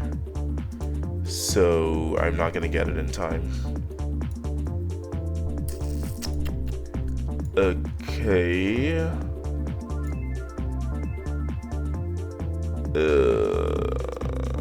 I guess screw that. Go there just to keep me whole. We'll just chill with that for now. He was like 1 million subs way before PewDiePie. Well, before PewDiePie was starting to ascend. So really early days then. Damn. And back in those days, even having 1 million subscribers was a huge deal. Nowadays, it feels like YouTube doesn't take you seriously until you have 1 million subscribers. But,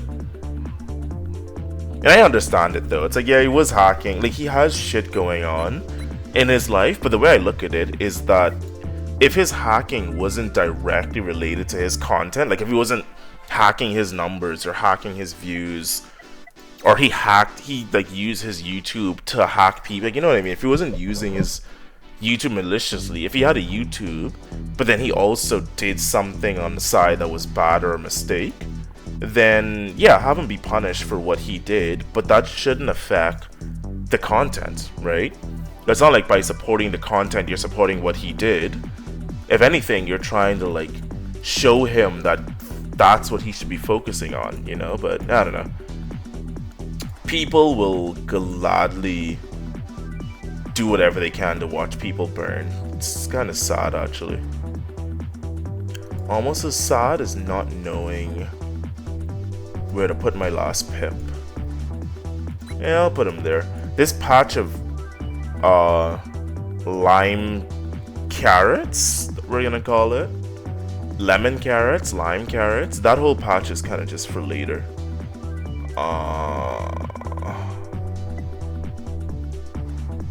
I need more research though. We got warehouses, which is wonderful. It's probably a dumb idea, but because we already have farming until autumn, winter is gonna be a problem. Winter is gonna be a big problem. Or feeding myself in winter is gonna be a problem.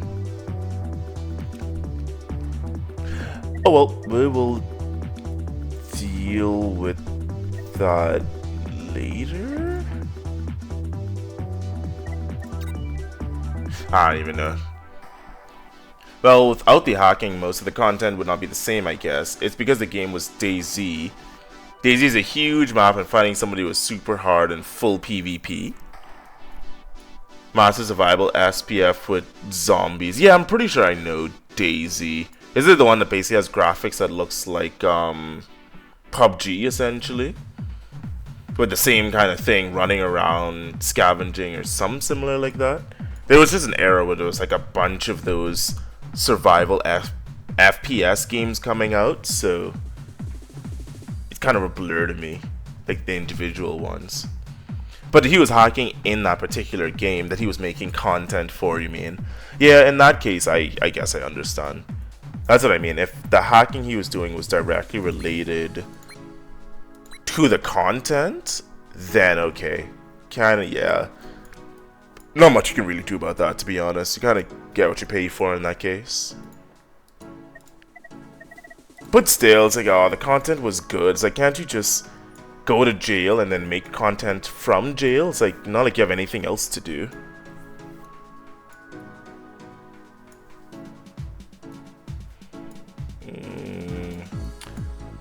I want to use up the bushes, so I'm gonna put... Who's doing something they shouldn't be doing? I'm just gonna get people back on berry bushes. Hold on. I'm curious as to why these aren't tilled. Not tilling a bush doesn't seem like me. I till all my bushes.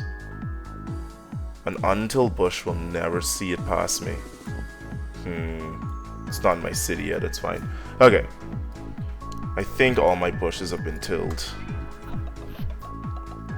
Back in the day, the graphics was amazing. Oh no, I don't even know if we can say that. I don't even want to start agreeing with that. It's like, as soon as I start saying back in the day, it's like, oh no. There's a back of my day now. I still want to feel like I'm seeing the back of my day, so there's the front of my day remaining. I don't know if that makes sense, but I don't want to think about it. But yeah, if I start thinking back as far as I can as to where graphics go, it starts getting scary and depressing. But at least Crisis memes are still going, so I mean, I can't be that far off from youthfulness. They remastered it, not 100% related, but helps a lot. Anyway, hacking is bad. He punished himself for doing it because he knows all the content's still giving him money. Oh, so he's the one that like gave himself in and stopped creating YouTube videos. Noble way to go down, but again, doesn't, I guess, change anything. You still made the money. At this point, it's just like, I'm just gonna go all in. I'm gonna let people know I was making money from hacking, and if you just don't support me, then that's fine. But what if they did? What if they're just like, screw it, I'm still gonna watch your videos anyway? Which it kind of sounds like you put it. That's what I mean, though. It just gets tricky. I mean, I don't even know if he was always hacking or he kind of pressured himself into hacking because he just needed to keep creating content. I don't know, it just seems like the content creation is such a dark path to go down. Or at those levels, like content creation at large scales. If you're just doing like what Critical used to be doing, like Penguin Z, when it was like him playing random ass games and just commentating over it with no face or anything. Basically what I'm doing now, but he did that for a while, and then afterwards he changed into the conglomerate that he is now. But still, that's one of those things, like, I robbed a bank, everybody knows I did, but I'm far away and nobody can find me or talk to me. Yeah, but then you just escaped. I'd just be like, yeah, I robbed the bank, but if you still want to subscribe and follow, knowing that I robbed the bank, then I won't stop you. People will do it. Pretty certain people will do it. Because at any moment, you know, like, there people are going to be swatting them so hard. Just cops busting through cops busting through their house wherever they're streaming. That'd be a pretty entertaining stream now that I think about it. That might be a new stream idea. Definitely better than the big titty drivel that I'm seeing on the top pages in Twitch nowadays. Oh. What have we become, boys? What have we become? We had a sanctuary for gaming, and we sullied it with our hormonal ways. My wood production is... Oh, what the hell? Didn't I get a warehouse? Requires dwelling within one.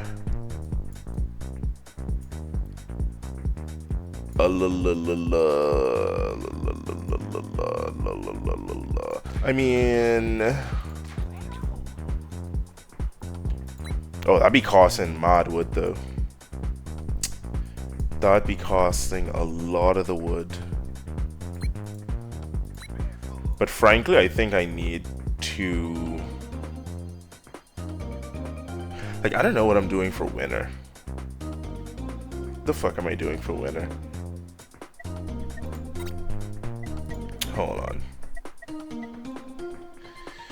Like, if I got the barley, I could feed... Oh no, chickens eat seeds. But... I don't have a seed farm though. Okay. I'll see. Then when I get back 5 years later, nobody will punish me. Oh, is that? Well, did you do an apology video though? You missed that very important step. If you made an apology video, probably as cringy as possible, when you come back, then yeah, everyone will definitely forgive you. Well, if you was Korean, probably. Hacks are a crime there. And the jail time is severe. People go to jail. Imagine being a stupid 14-year-old using a hack and going to jail. Lot of community service. I mean, to be honest, those 14-year-olds are hacking people out of billions of dollars. That, like, just because they're 14, they're basically doing grown level hacks. So I kind of understand that part of it. Now, the video he made was saying he was sick. So he was sick, like with some terminal illness, and just stopped making videos forever. Might need to hack his computer and confirm if that's actually true. I guess honestly, if those, because I don't know what year this was, it sounded like this was in like early 2010s, 2010s. I don't think the whole apology video meta even got developed yet. Like honestly, that was a very like new and upcoming thing at that point. Like apology videos really matured. I think the Pauls probably kind of got it there. Because I mean, I don't know which one was the one that did the dead body, but he had to make apology videos for days. He had to go on an apology circuit. I've never seen a YouTuber go on an apology circuit before. It's ridiculous. But yeah, apology videos now are like down to a science. They have the lighting down. They have it well scripted. They know exactly when the tear should leave the eye duct. Like, it's so well made now. But back then, I mean, yeah, they were just pioneering it. So I honestly don't blame them. Probably that was the thing to do. Just say you're sick.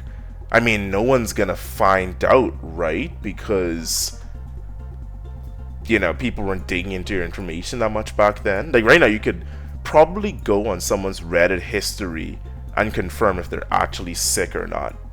Like just from their Reddit post. Like if they're not subscribed to Our Health or something like that already, like just that by itself, that lack of subreddit subscription would convince people that you're just lying. So I think nowadays it's a completely different beast. But back then, yeah, it's a pretty wholesome way to go. I'm pretty sure the, like, didn't Tobuscus, isn't that how he exited too? Or did he just get charged with sleeping with a minor? I don't know. Being charged with sleeping with a minor was also one way to like go out with a bang too. Usually because half of the YouTubers back then were also minors when they started. And it was a weird time, man. It was a weird time. I kind of miss those days, to be honest. The Wild West of YouTube where it was just people discovering each other. It's like, oh, someone has a backyard where they just do Jello wrestling. I mean, I didn't even know that was a thing, but now that I do, I'm gonna watch it. And if enough people are interested in it, it became interesting. But nowadays, it's like, oh no, the algorithms are Jello. We have to do a Jello match where we try every single type of Jello while trying every type of wrestling move while burning $10,000. And even that probably doesn't get that much views nowadays. Yeah, it's just, absolute bullshit, I tell you. The Doom event is there, but now might be a good opportunity. How much days do we have? Yeah, I think we have enough days to finally upgrade. Ah, fuck, I don't have enough wood. Damn it. Because of these...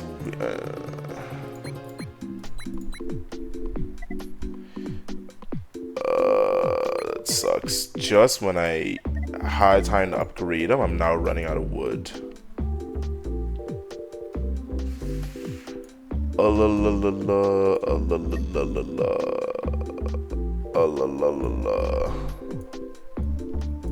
Yeah, I'll just go with that, whatever.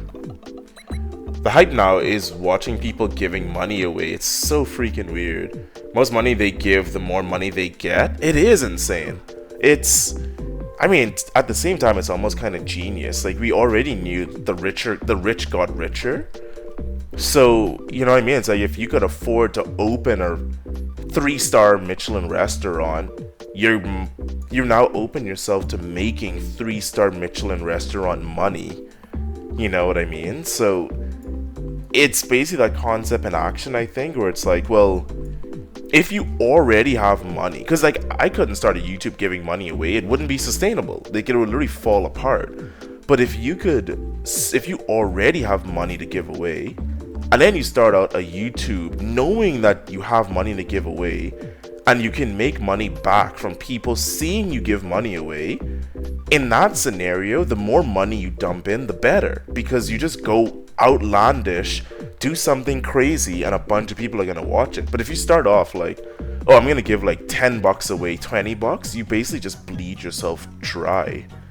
So now there's almost like a barrier to entry. Like, you have to have enough money to even do this extreme stuff in the first place.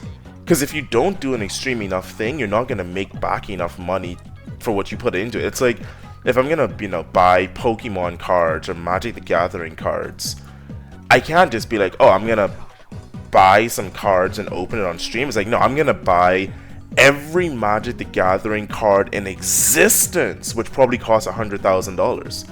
And then I'm gonna make a video on it. That's the only thing that works nowadays. It's kind of weird. Why is this +7?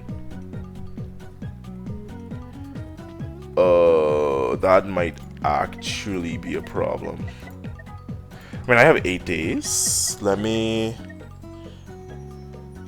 I'm at 11 wood. I need one more wood. Desperately. Desperately. Okay, who's gonna sacrifice their body for my wood? Oh, that sounds weird. But someone needs to sacrifice is what I mean. You? Yeah, I'll sacrifice that. Get my wood and I'll rebuild that next turn. We need more wood. It's literally the only thing I'm crying about. And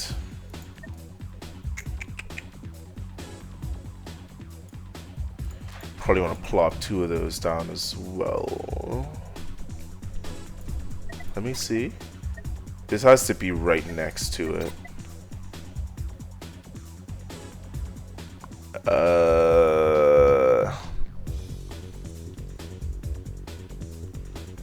That's probably okay. Oh, let me see, because I have 2 people not doing stuff. I did have people on seeds before. Sure.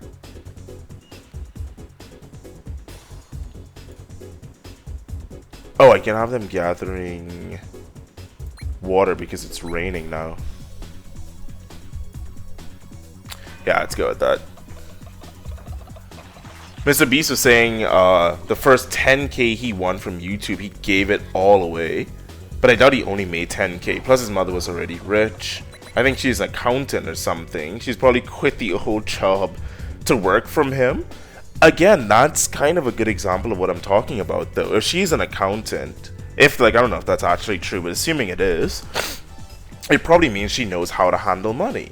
And if she knows how to handle money, the only downside of his strategy is if he actually couldn't make back enough money from giving it away, which that's what that's what I think is a bit weird. He must make most of his money, at least to start, from ad revenue, right? Because there is no subscribe on YouTube. I don't think he's like pushing a Patreon or anything like that. So a lot of his revenue must be coming from ad revenue. And then obviously like now he has like endorsements and the burger shop and all of that. But just when he was doing YouTube, most of the money must be coming from ads. I wouldn't think ad revenue could give you enough money to give away stuff, right? YouTube paycheck must be from views, not subs.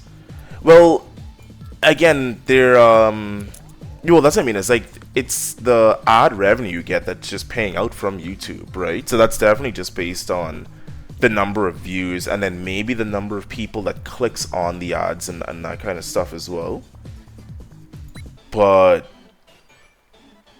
either way, it's like that's what I wouldn't have thought. Like his mother being, if she was an accountant, probably could have helped him work out the numbers to see that, okay, well, based on how much money you're giving out now or how much money you're making now in your view count, if you could do something using this amount of money that gets you this amount of views, you're gonna make that money back and more. And then if she's also rich enough that he could afford to do it once, and if it, you know, fails, worst case scenario is that, I don't know, it takes another 3 hours to make the money back or something. I don't know, it's a perfect combination to end up being successful, because it's like you have the money to do something, you have the knowledge necessary to do it smartly. Basically you just keep trying until it works. At that point, it's not like you're guaranteed to succeed, but it's definitely hard for you to fail in those kind of situations. I don't really understand. The company pay X to YouTube to play the ad, or they pay more for some of the YouTubers specifically. So I mean, it depends. If it's the ads that are playing directly, hold on. Yeah, so now they actually tell me about being out of handyman. If it's the random ads that are playing on YouTube, those ones are through like YouTube, or I guess more specifically Google's ad service. So yeah, basically you can pay money to have your ad shown up on YouTube or on like a Google search, and then you basically have options to filter who sees it. So you can say that I want this demographic, this gender, this age group, people that live in this location. You want to like have them be more likely to see your ad. But or no, you can have like, if you're selling something for mothers, you can have people that Google thinks are mothers or are gonna be mothers soon. That's who it tries to push the ads to. And then the more of those people that see it and click on it, you make money. And then the other one is just the sponsorship, which is where like the company reaches out to the specific YouTuber, they do their sponsorship, and that's where like the YouTuber does their stupid mid-video transition that they all think they're so fucking cute doing. They'll just be in the middle of talking about something, and then it's like, oh hey guys, here, look at my fucking mystery box. Oh, I'm in different clothes. I literally sound like I'm recovering from a cold. The fucking weather outside is different. Oh, I'm not even talking in the same character voice that I use for the videos that you subscribe to me for. But yeah, I'm just gonna interrupt you for this one fucking random segment. But because I transitioned right into it, you see what I did? You can't get mad. It's like so fucking dumb. They all do that. It's like there are very few YouTubers who actually can pull it off and it not be a grating experience. And I still skip the ad anyway. So what? It doesn't matter how easily you slide into the fucking DMs of the ad. I'm still gonna block it. So I don't know. That's the one thing that pisses me off. But anywho, enough of that ad ranting. I don't even remember what I was saying before, because just saying the word ads, that's not enough, really? Okay, so the Doom event might fuck me over. Surprisingly though.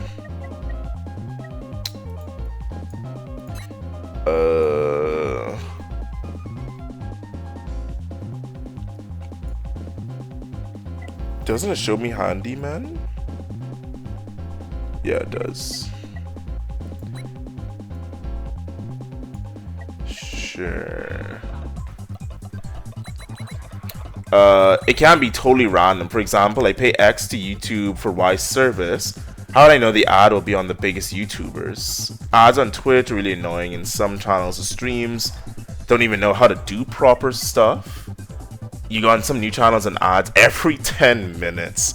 Honestly, if I go on a channel and the first thing I see is a 30-second ad, I usually just leave. Like, if that's how you're gonna start off, as a 30-second ad, I have to pay you money just to even see if I want to look at your channel. Like, yeah, fuck off. But no, it isn't like you can't. Like, basically, you can't go to YouTube and say, I want my ads to show up on Mr. Beast videos. You know what I mean? Like, you can't have that kind of control. What you can do is, if you think there's a demographic of people that watch Mr. Beast videos, you can target those people. And then by targeting the same demographic as the people watching Mr. Beast videos, you make it more likely you'll show up on those big YouTubers. Like, if I'm targeting like Markiplier, maybe you're like targeting people that like a certain genre of games, a certain age group, a certain like demographic and race, that kind of thing. But you can't basically say, I want to be on PewDiePie's video.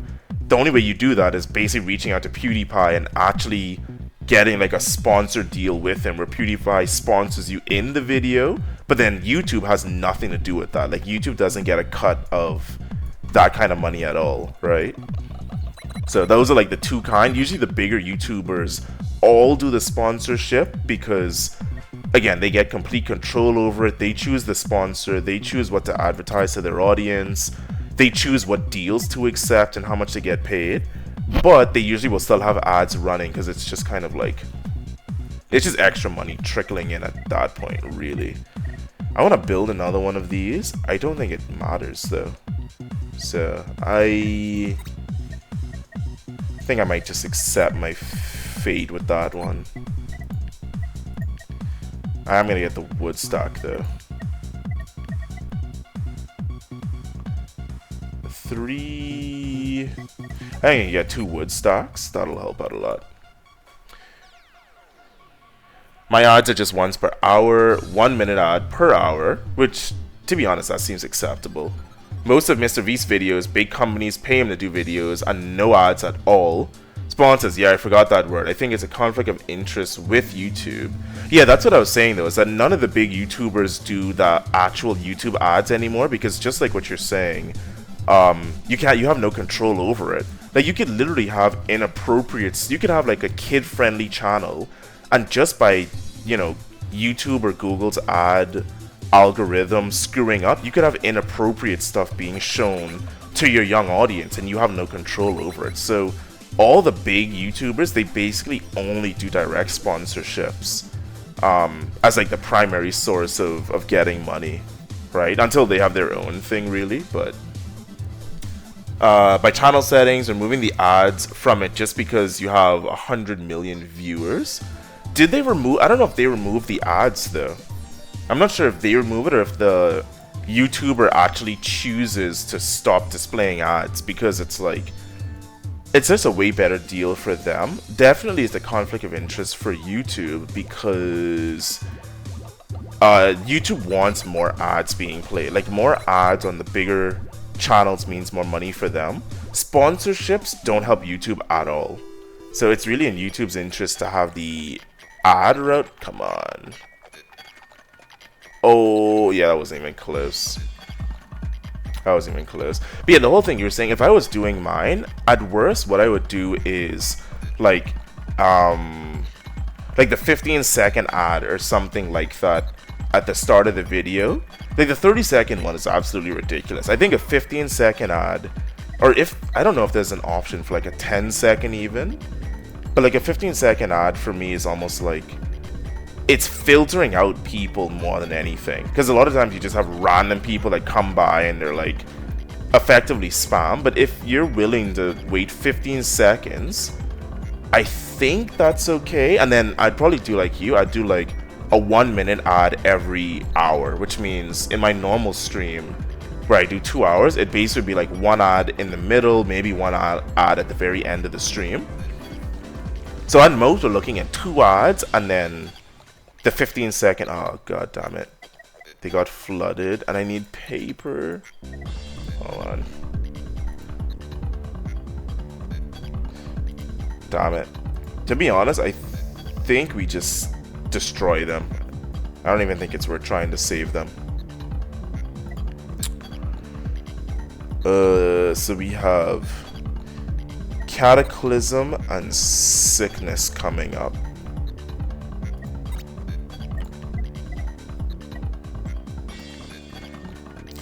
Oh, what do you know?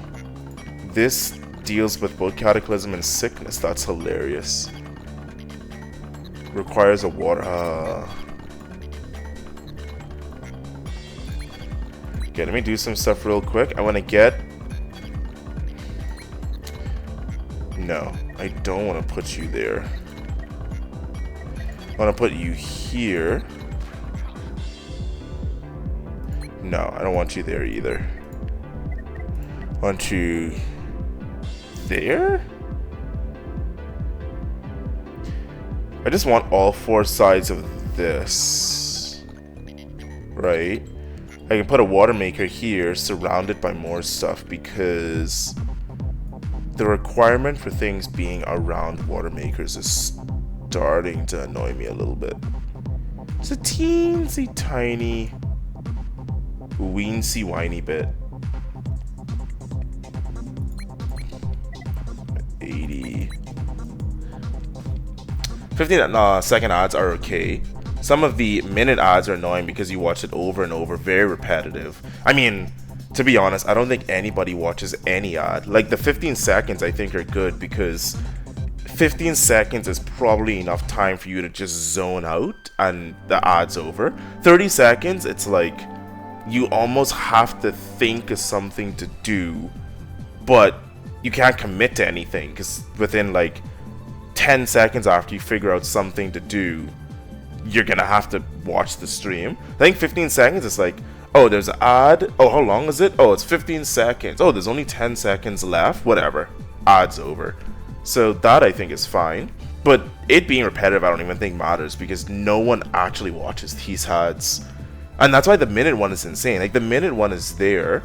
The minute is like a break. It's like I put on the minute ad, but I'm also leaving at the same time, which means that if I was taking a break in the middle of my stream anyways, the minute ad just ends up being like, you know, I wasn't doing anything. Like, you weren't getting any content because I'm not even at the computer right now. So yeah, I'll just play an ad in the meantime. You can go take a break as well.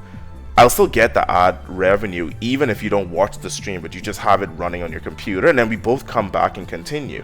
But when it's like I'm in the middle of my stream, I'm doing something, I'm literally like at the boss, like it's an interesting part of the stream, and then a 1 hour or 1 minute ad just pops up and like literally I'll just leave your fucking stream because you literally interrupted your content for a whole minute. There's a whole minute of like there's interesting stuff happening that you're doing and I was invested in, and I'm just yanked out of it. You know what I mean? Like that to me makes no sense. If you're gonna have a minute or longer, which at that point you're just Satan itself. But if you're gonna have a minute ad in your stream, it should be timed with a break that you usually take. So you take like a 2-minute break, you play a 1 minute ad, and that's just fine. But yeah, I've been on streams where literally I'm watching the stream, and then all of a sudden I'm like, wait, how the fuck did I get into this ad? And I look up, and it's like, oh, you will continue enjoying the content you were just watching, eyes glued, in another 40 seconds. It's just that, and it's like, what do I do? Do I mute the, like when I'm watching, say, basketball games or something like that, the basketball ads are some of the most atrocious things I've ever seen. Like literally, I think there's a competition in just sports ads in general to make the most terrible shit just to see if it works. But the only good thing is that they usually, one, time sports breaks with an actual break in the fucking sports game, like what I'm suggesting with streaming. And they usually put a bunch of them back to back. So usually if you go on an ad break, you just mute your TV, go do something else, you come back and you're there. But you can't do that with a 1 minute ad. Like, I'm not gonna mute a 1 minute ad, go watch a 45-second YouTube clip, or like scroll Instagram, and then, you know what I mean? It's like, you gotta think about what the people on the other side of the stream are actually gonna be doing when you do your ad, right?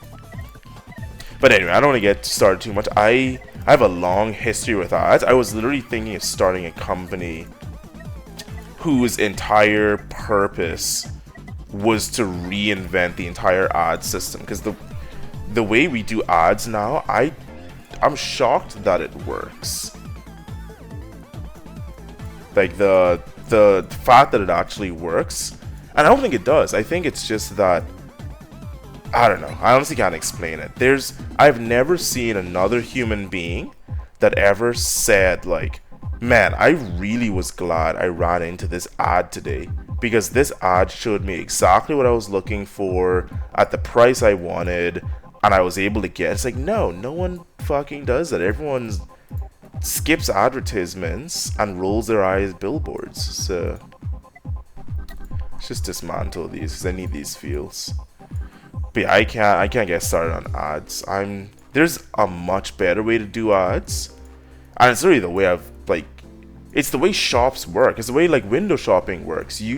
Like, people will gladly advertise to themselves. You really think shoving a pair of shoes in someone's face repeatedly over 3 weeks makes them more likely to buy the shoe? No, they're just pissed off.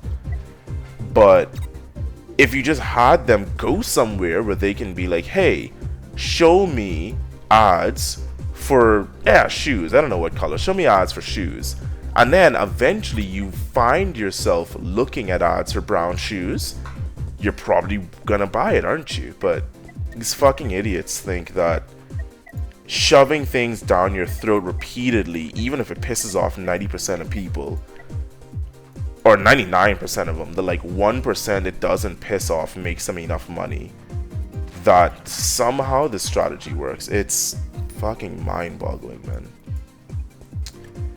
Absolutely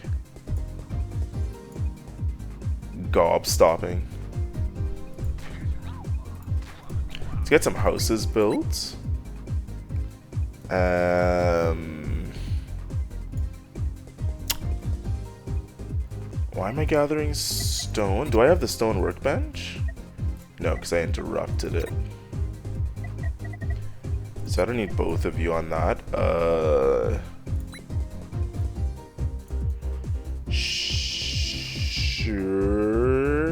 Sure.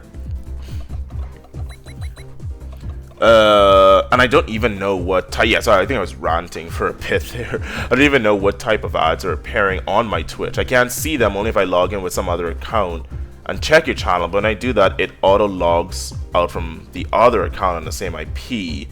Your ads are auto and you don't control it. Each hour, one ad. I bet shows ads will appear on your Instagram now just because oh, they will.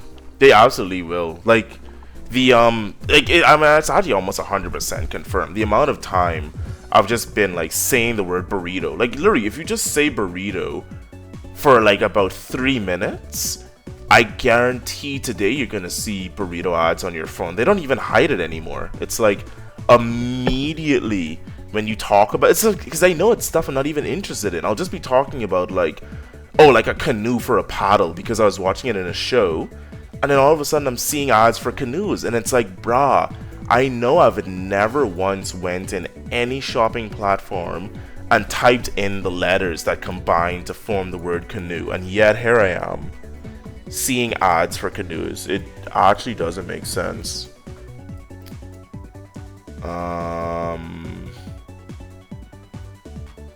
You're good. Go build that for me.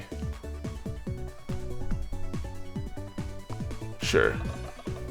But yeah, and that's what I'm saying. It's annoying. Like, if an ad is playing on your stream, it should literally, like, whether in OBS, in the Twitch platform itself, it should just pop up a little, like, picture-in-picture that literally shows you the ad that's playing on your stream. And if you, as the streamer, don't like the ad that's playing on the stream, you should, or literally just have, like, a plus-minus thing, like what you fucking do in Spotify, right? But you should just have the option to say, I like this kind of ad, show my viewers more of these, or show my viewer less of these. But the fact that you're at the mercy of whatever algorithm is picking the ads for you, and you have no real context, I guess, on how to even deal with it.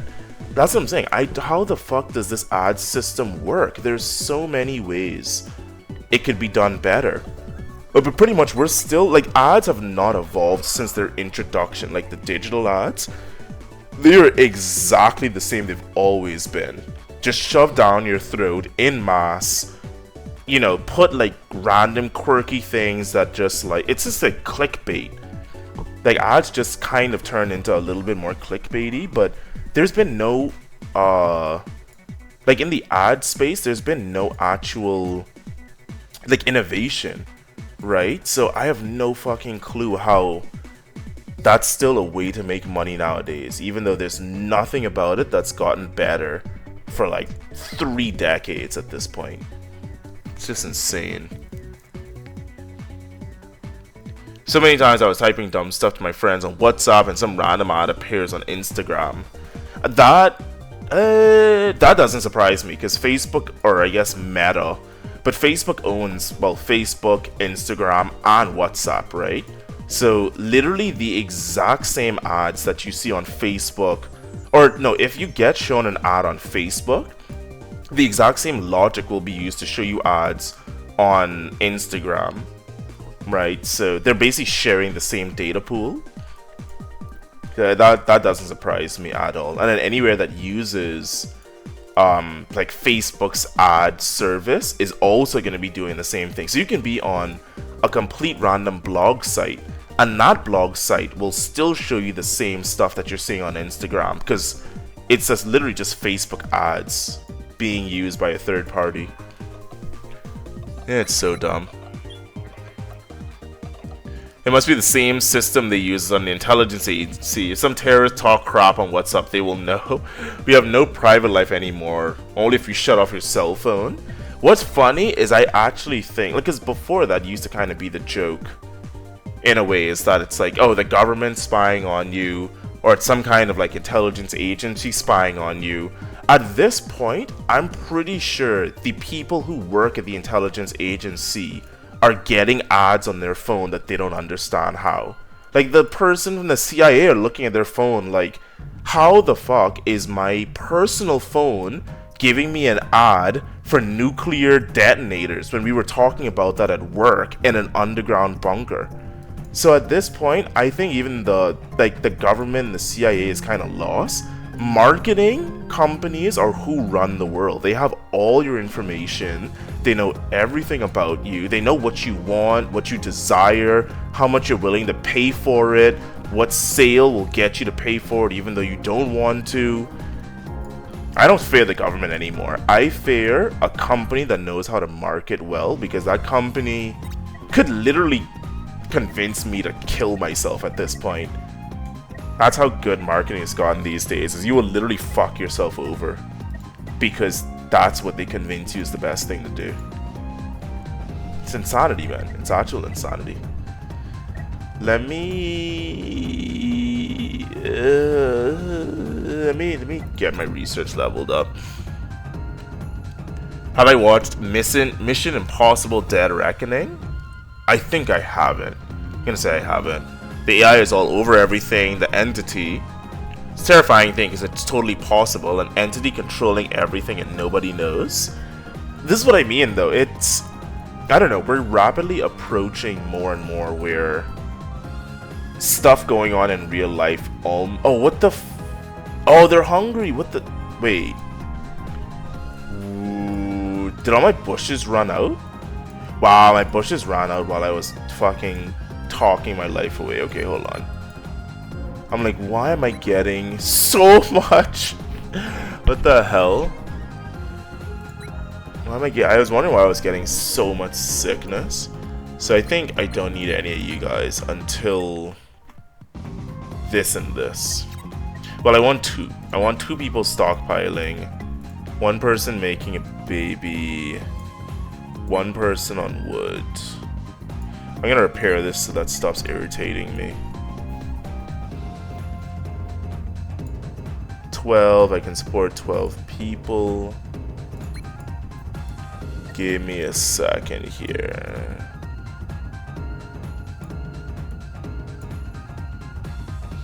Yeah, I think I need all the water gathering going on.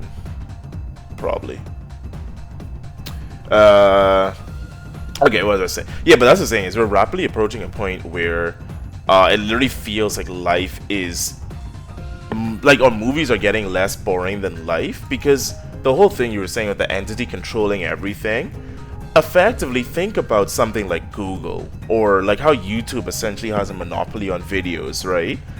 Technically, like, Google could be something that could turn out, like, say, evil or dangerous, and we just willingly let it take over because it was useful. So that's the dumb thing, is I actually think it's not even just possible, it's likely, like, an entity could easily take over because we're not actually going to even stop it. We're actively going to, and we're going to know. It's just like with global warming. We're going to know that the entity is going to doom us all, but because we know that the entity is also going to be extremely useful, we're going to willingly let it take over, and it's just going to destroy us all. Definitely calling it from now, because that's what we do with everything. Like, it's not even like you have to hide the fact that something is dangerous or destructive or terrible. It's like, nah, as long as it can make somebody some good money, we're probably gonna just willingly let it fuck everything over and not even try to stop it. That's what's really scary to me. Like, and most people are gonna be too powerless to do anything about it. So it's kind of like, yeah, well, we're just gonna sit back and I can't even say enjoy the ride, really. We're just sitting back on the ride. There is a ride. That's as much as I can say, but how much do you use? 1 rock every 3 days. Yeah, should be fine. As long as I have people actually gathering rock, that should be fine. You're researching that, nothing to do there. This I'm essentially just stockpiling. Oh, it's Cataclysm. Yeah, that's good. I'm stockpiling health and nature, with the Doom event being in Cataclysm, so I will research that after. So, okay.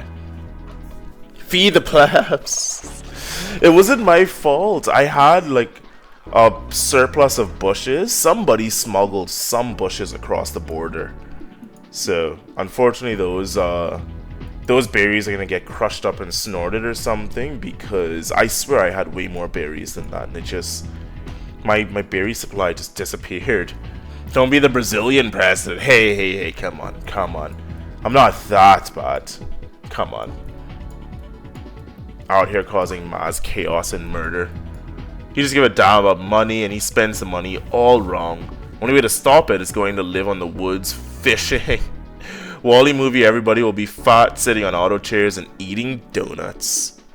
Again, aren't we there? We're basically already overweight. We're already sitting on chairs. We're already eating donuts. I think the first company that comes out with a hovering gaming chair has basically doomed us all.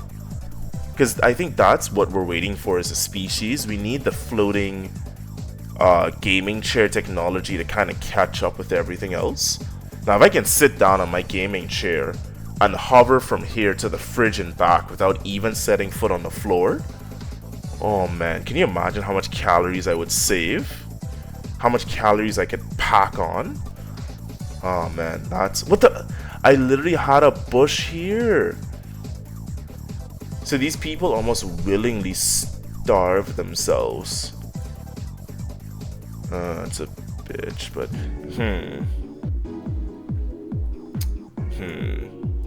I think I need more people. I know, it's probably a bad idea, but I think this makes sense. I'm frequently looking at that number and it's like I need one more person, like just one. Just one.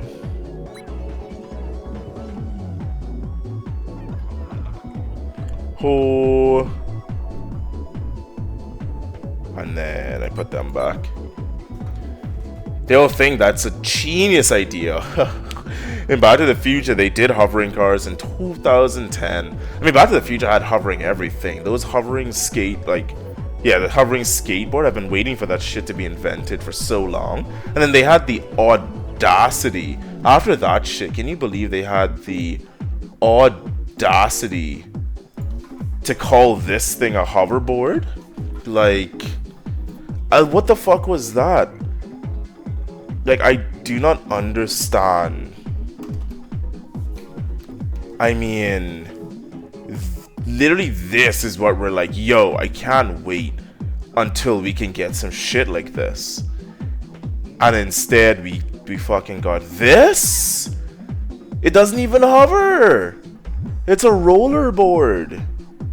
It's like at least a skateboard, you skate upon it. But what do you do upon this board? Not hover. So it's just a lie board. Like, that, I'm glad that era was over. Because that shit pissed me off.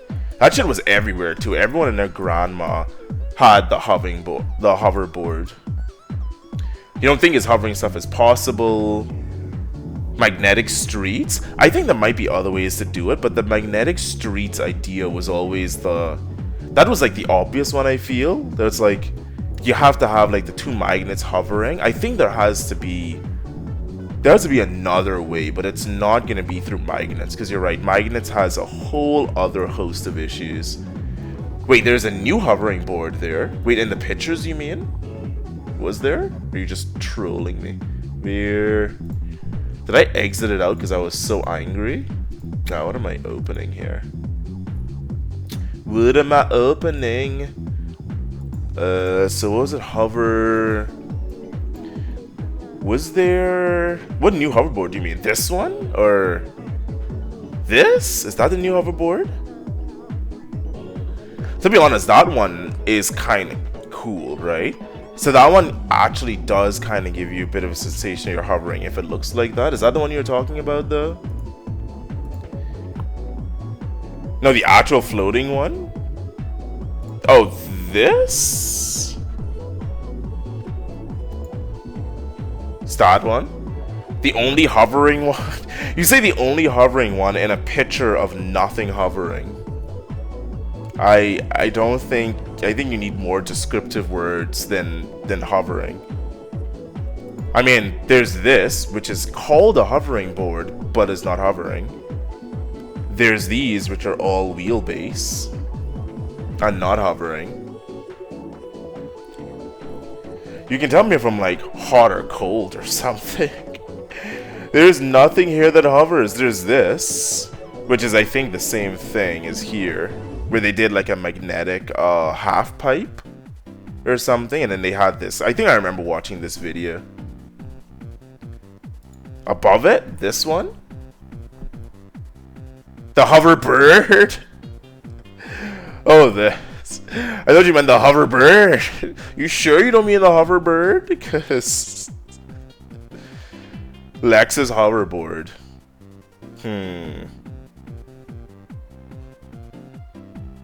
Magnets. And I'm not paying for your bullshit. Yeah. Short answer is magnets. We still haven't figured out a way. Come on, man.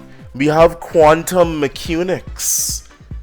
Can't we use the quantum entanglement of my nuts to cause something to hover? Come on. There has to be untapped potential that we're just missing. Sure. Not real. I mean, I think I think it's a physical device, but I think it's just using magnets like what the other thing is doing. I don't think it's consumer available, if that's what you mean. You're not going to be finding it in any of your local Walmarts or Lexus dealers. But how cool would that be if, like, instead of cars and bikes, each dealership started selling hoverboards? I can just get a nice Toyota hoverboard, easy to repair, parts available all over the place. I, for one, I'm just waiting for that. We're having like an electric scooter phase over here in Ontario. Like I don't know what it is. I think a couple years ago they introduced I need people doing things. They introduced some kind of law that allows electric bikes and scooters to start being tested in some cities. So yeah, that's been going on. And now my Uber driver, like, half the time shows up on a fucking scooter instead of an actual car, which you can probably tell I don't find pleasing. What the fuck are you? Oh, you're a watcher. Wait, I can use the new menu. But no, the menu. Oh, shift. Oh, untrained. Nice. Okay. So that's already paying dividends. Well, we are far from perfecting these technologies. Maybe AI will help us with that. Physics equation, hyperspeed. How do you achieve hyperspeed without burning a massive amount of gas?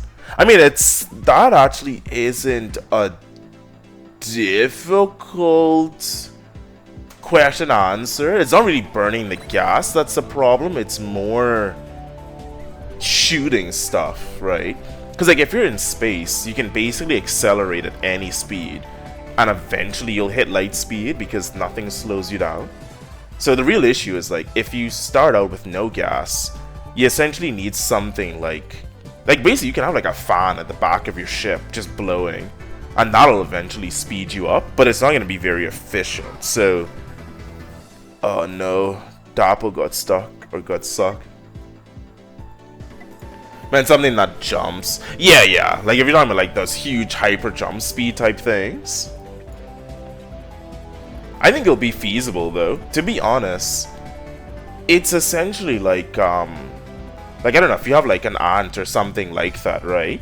An ant traveling on a train probably feels like us traveling in hyperspeed in space, right? Because an ant would never be able to travel across a country in a day, right? There's literally nothing an ant could ever do to accomplish that. But you could drop an ant on a train and the train could travel across the country, right? So I mean, I don't know. The main point, I guess, is that whenever you haven't discovered something, it seems impossible. So an ant figuring out how to travel across a country not knowing what a train is pretty much seems impossible. But now we travel across the country every single day for like asinine reasons at this point.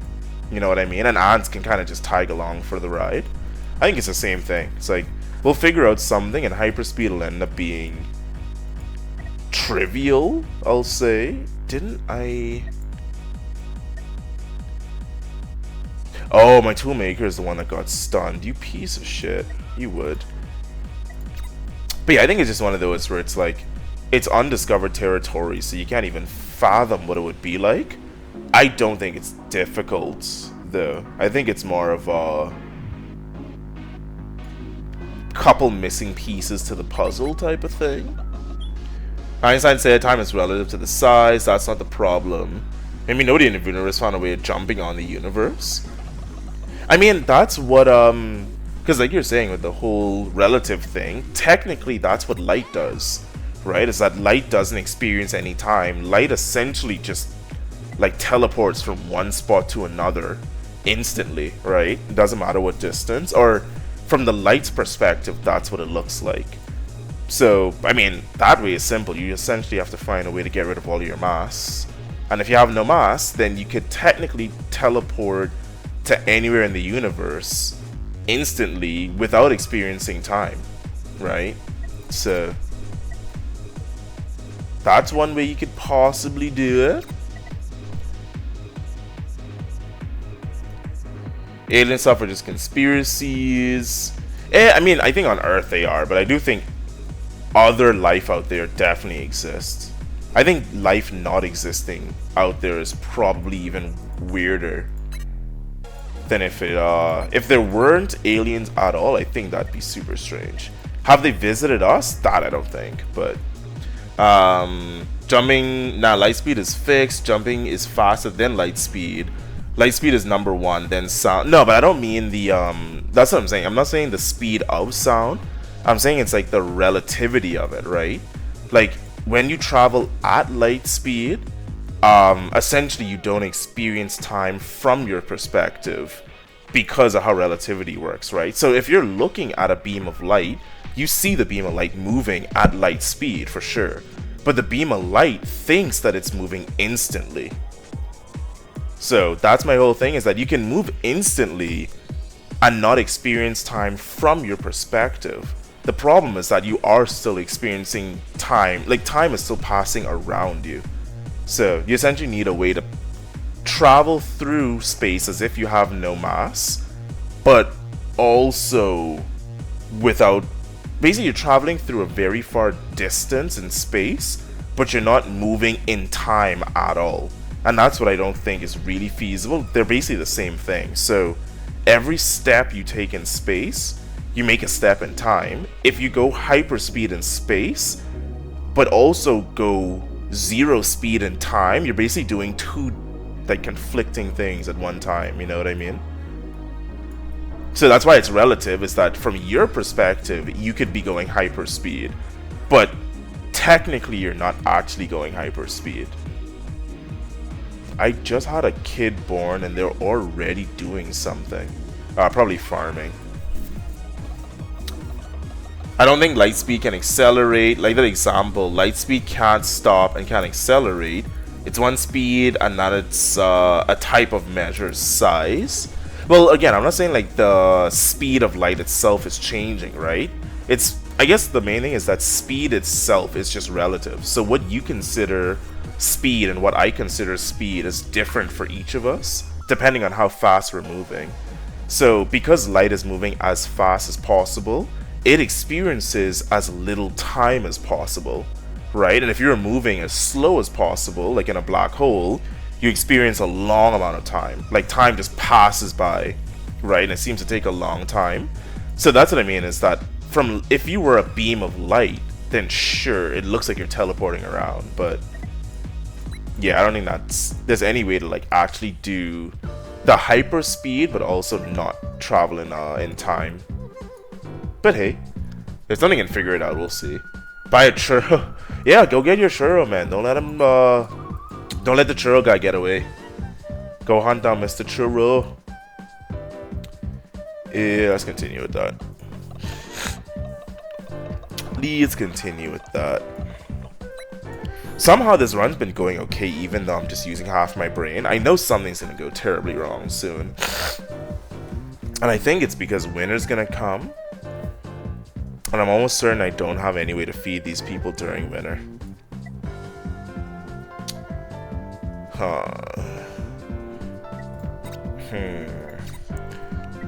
Doom event is in Cataclysm.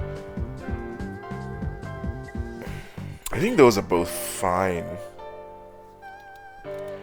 Like, if I have 2 people here stockpiling, I think I'm good. Who do I take off of what, though? So you 2 keep stockpiling, so I don't need you. Instead, maybe I go straight into the farming.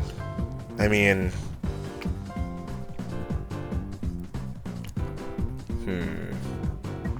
yeah, because I'm getting how much per turn?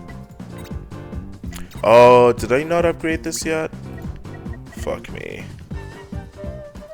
Let's get that upgraded so I at least get 3 per turn. So I need 2 turns for that.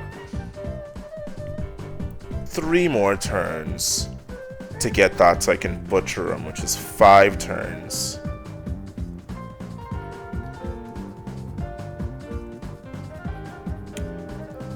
another 2. So I need to get here. So that's 9 turns I would need to research everything I need to raise, butcher, and cook chickens. Or I get eggs for some reason. I feel like the egg didn't kill the chicken. But still, 1 piece of white meat turns into, I believe, 7 pieces of cooked meat. It's been a while, I can't remember, but I think that's the most optimal way. So yeah, I think let's start on that for now. Basically, I hope that I have enough to deal with it. So this whole rest of this is just going to be researching my food. Yeah, because I'm in autumn, which still lets me farm stuff. So as long as I have my farming situation set up by winter, I'm good. Which I'll figure it out. I don't know exactly where I'm going to put it, but I'll figure it out. And I'm at 12. I have 13 people. What is off here? So I need to go out to 3, which gets me to 18, and then go to 15 pips. Who do I take off of what for what? I think water is the only thing I can sacrifice.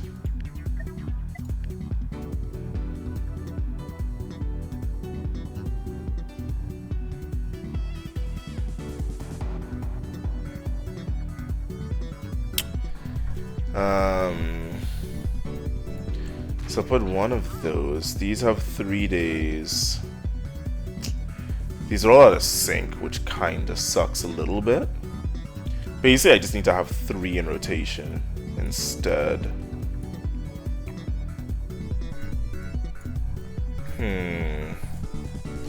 These are done in 3 days. Those will be done.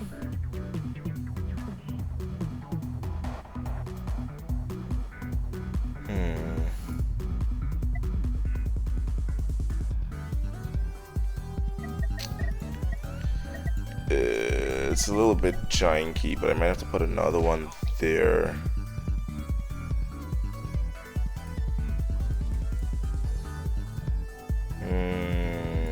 Once these are built, I mean, can I stop them? I think I can stop them midway, actually.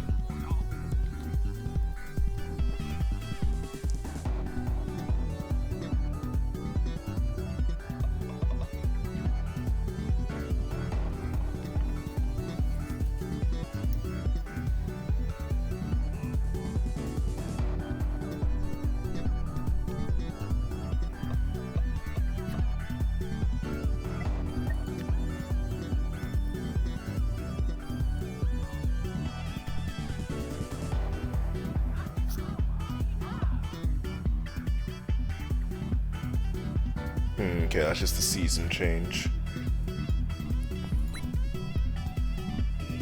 So 2 more days, you guys both go there. Basically, I'm just gonna have 1 person on berries, I think, just to help kind of shore up this extra food supply I need. Because I don't need both of you anymore, so you go on berries. I think that's good.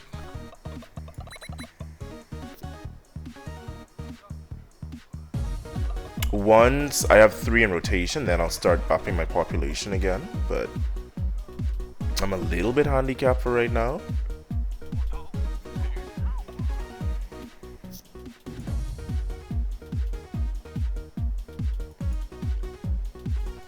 Yeah, that should be fine.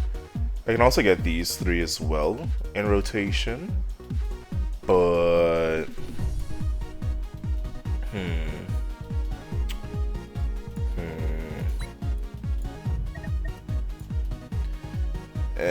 what I actually need is someone on seeds, because that's what my chickens eat. The good thing is that each one of these hold 3 chickens.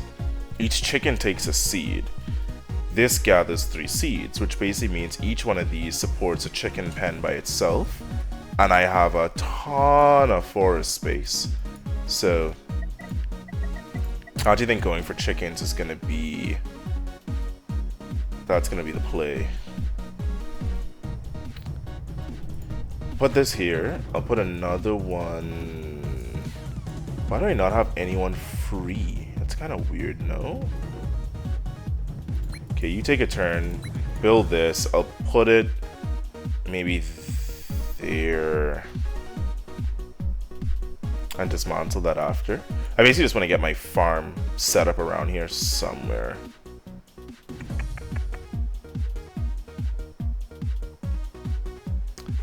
And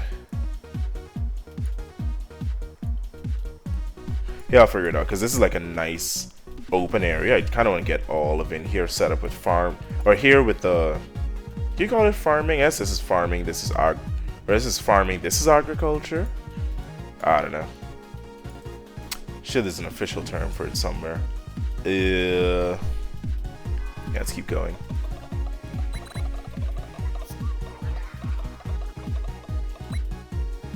The warehouses are also built, which basically means if I get the chicken setup going, I can stockpile a shit ton. They require a dwelling within 1.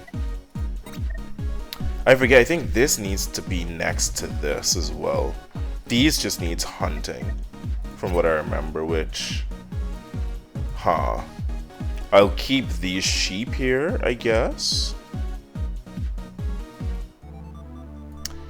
And honestly, I'll just build around what I have here and see. So I'll put a dwelling here, so I can get the 2 sheep pen around it, or maybe I'll start there. It kind of doesn't matter actually, but I'll get that started. I need to plant these so I can get this in rotation. Water is good. What am I draining? I gotta get someone back on stone. I really need to get this going so I can up my population, because I need at least... I'll have to count through and see how much people I need on dedicated jobs. And then that'll tell me how much food I need to supply them. But for now, we keep going.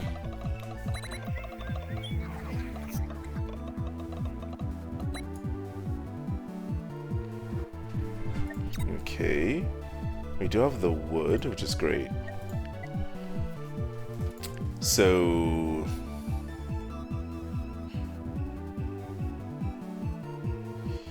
yeah, plop those there. Maybe I put the signpost here instead. And get rid of this one. Okay, so now that's researched. Yeah, it's +1 for each chicken within... yeah, and that's... I didn't get this before. I always thought it was +1 for each chicken pen. But it's +1 for each chicken, and each pen is 3. Which means ideally you can have this go up to 12. Right? If it's fully surrounded. Like if I put it here, that'll give me 6. Here it'll give me another 6. And I basically put another set of chicken pens, so that is one avenue. And I believe... yeah, but it's still just not nearly as efficient though. Right? Yeah, this gives you so much meat. What the fuck is this? Cow ranch? Huh. Yeah, I've never done the cow ranch before. It's cool, but I don't have barley. That's like a next season thing, because you need to... yeah, it's like a whole thing. So let's go for the butcher's table, which +2 of a herding building is within 1. And I think I literally only need 2 of them. So put 1 there, 1 somewhere nearby.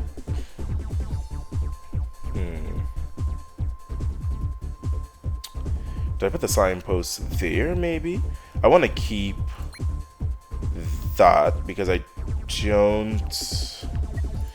don't want to get rid of them since I need the farming for the barbecue. I'll put the signpost here. I'll put another herding building here. Yeah,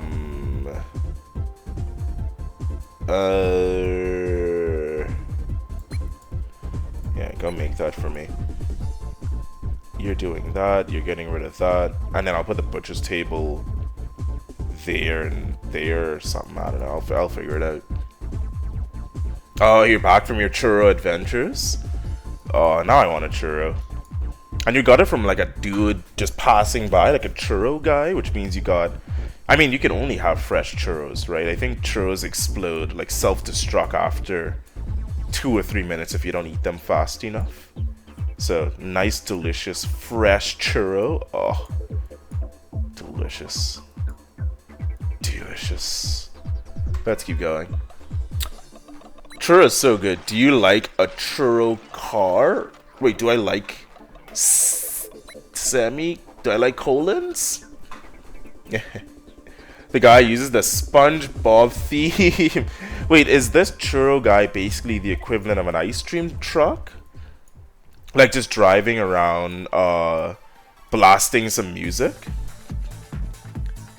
I asked him, dude, you impersonate SpongeBob? He said, I hate him. That's what I mean. That's how the ice cream trucks were back home. They always were driving around playing like some random Nickelodeon or cartoon theme. I'm assuming after they hear the one tune over and over day in and day out, they just start to hate themselves. But it's kind of terrible though. Doesn't even like the whole thing. I was gonna do my SpongeBob impersonation. He cut. Was it you asked him if he impersonates SpongeBob? You wanted him to be like, no. Or you wanted him to impersonate SpongeBob and then you could one-up him with your even better SpongeBob impersonation. But instead he essentially just destroyed your childhood. Fuck me. I feel you, man. I feel you.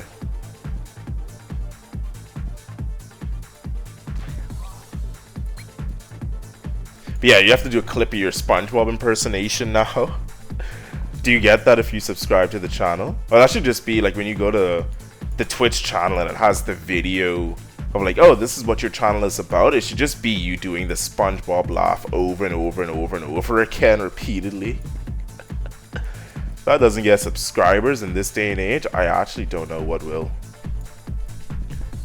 Just like I actually don't. Okay. I do know what I should be doing. Get you on wood. Get you on stone. Or no. And fucking this. Well. Yeah, that should be fine. Yeah, oh, I also didn't. I don't have to. Yeah, I should be fine.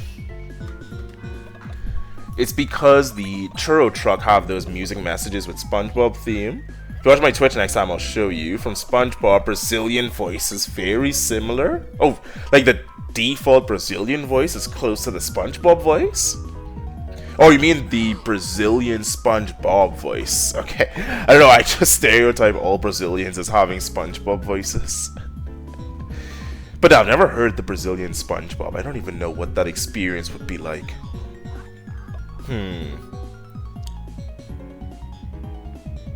I experience he looks a little... I'm assuming he looks a little bit more mature in the Brazilian cartoon. But yeah, but that's weird that the... I don't know if SpongeBob is like a common thing with churro trucks or it's just what that one picked. Because that's what I was saying. I have like the ice cream trucks back home that... It's basically ice cream trucks for kids. So they're always playing this one tune from some cartoon I can't remember. And I'm pretty sure the ice cream truck driver probably never even watched the cartoon in his life. But that also seems like a rough existence. You're just listening to this one song you hate so much day in and day out. Would drive a man insane. Probably does drive them insane.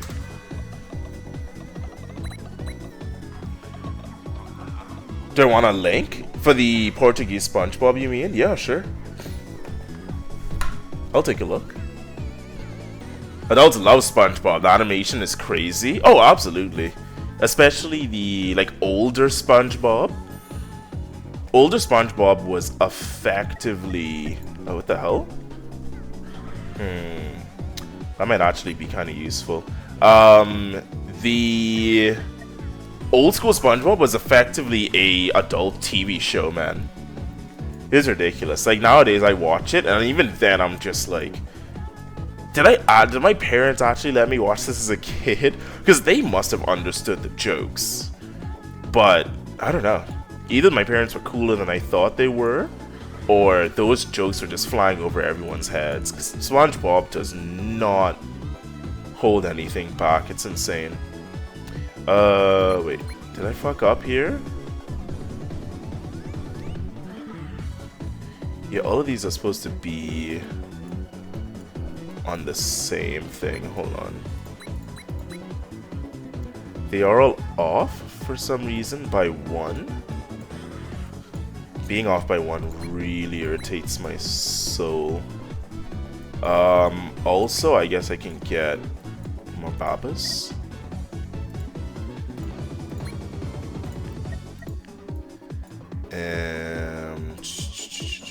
Who else?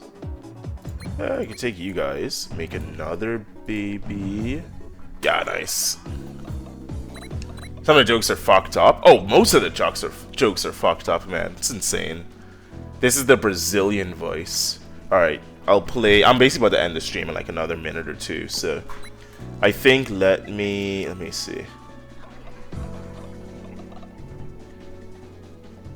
Yeah, I'll do like a couple more days and then I'll just end off the stream with that video. I think that'll be a good way to end it. Because I don't want to forget what I was doing here. I want at least 2 butcher's tables for sure.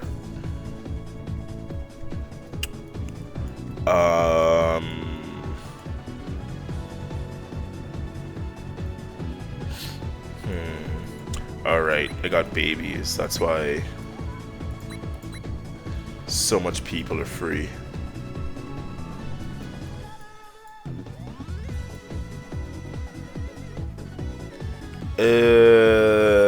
That's... I guess the 2 babies I'm making are gonna become cooks? Damn. It's crazy to have your destiny decided in the womb. That's how we do around here. We are efficient as for cockle. You get the hunting tent. I can put 1 up here somewhere, and then I can fill it with what do they call? The barbecues. Yes. Yeah. All this talk about churros is just making me so hungry now. Damn it. I guess today I did do a 3-hour stream too. I don't know if you noticed. I was streaming an hour earlier today. Just because I want to, like, this game takes a long ass time, man. I haven't even gotten through the first, no, I got through the first year. I haven't gone through the second year yet in a 3-hour stream. So, but that's why I like it though. This game, I like these kind of games where they can take a bit longer. They have a specific goal I'm working towards, but it's slow paced enough that I basically was able to interact with you for the whole stream. There's some times where I kind of have to just focus in on the game and not look like a fool, Ragnar. But yeah, this one works pretty good. How's my babies doing? 3 days? Damn, they grow so slow. I thought your kid's childhood was supposed to just pass you by without you noticing. Or is that just me? The Nutella churro, which is probably the best one. So good. I was super interested on the Lightspeed topic, and then churro habit. To be honest, that's I don't think anyone could blame you for that. Like, pretty much if I was doing anything and a churro got introduced, like a fresh Nutella churro just popped up, I would probably stop like 90% of what I'm doing. If I was giving someone CPR and a churro was walking by, I'd probably like try to ration how long the person could survive without any blood pumping and see if that's long enough for me to buy a churro. I mean, the energy I get from the churro would also help with the CPR, so technically I'm thinking about them as well. But yeah, there's not much I think that would interrupt a person in a churro. So honestly, I think you did the right thing. I'd probably be suspicious you were just or a robot reptilian overlord if you didn't. Let's just keep going. It's one of those things you study on school and you don't even notice the time passing. I just churro over time travel 100% of the times both options appear. My life based on choosing only churros or time travel. Your option will be churro. Wait, you're saying if you were granted, also what just happened? If you're granted an option where churro and time travel are available? First of all, I'm not sure what kind of scenario would land you in that, but if so, I think I'd probably take the time travel, because then I could just go get a churro after that, and then I can travel back into time from when I first got the churro, and then I can just keep enjoying that one churro over and over again. Or is that not allowed in that rule? It'd be like if, oh, they got stunned, that's what it is. Yes, if I can get a wish from a genie, I would probably wish for 100 wishes and then use 99 of them to wish for churros. And then the last one's wishing for time travel so I can go back in time and get my 100 wishes back. Either way, it's gonna end with a churro.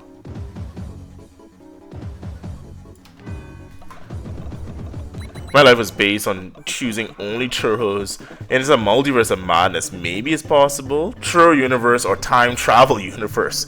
Go back in time to get more churros. That's what I mean. I think I might not start directly with the churro, but my end goal is always churro. Like, I'm always, in the back of my mind, there's always churro and like a little plastic cup of Nutella next to it to dip it in. Like, I'm always focused on the prize, but sometimes... Is that not a critter? Oh no, are they considered...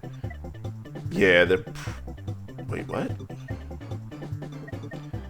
Maybe I get to get the Hunter's Lodge? Wait, hold on, I thought... Oh yeah, maybe it is.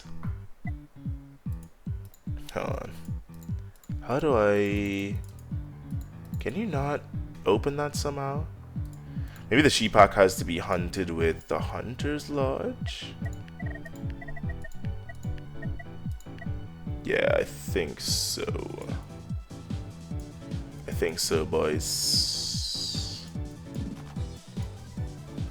Okay, slight detour on my whole build. It's fine. It's fine. But yeah, like I'd always... Churro would always be on my mind, but you have to start off with non-churro options before churro becomes a reality. At least that's what I think. 666 1? Why? It's so annoying.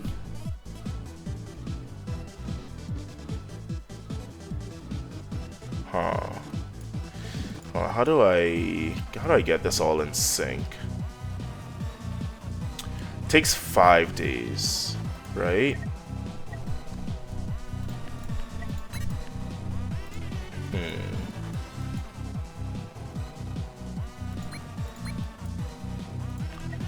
I think we clear all of this, replant it, and that should get my universe back in sync, because that's brutal. Oh, 2 people got stunned. Fuck me. There's an option, or you choose churro or time travel. It's always both doors side by side. You can only pick one. Somebody makes me pick $1 million and the best churros for the rest of your life. Your option is churro. Still need to do churro and infinite craft. Super satanic mega god is not enough. Super satanic churro mega churro probably exists in the game.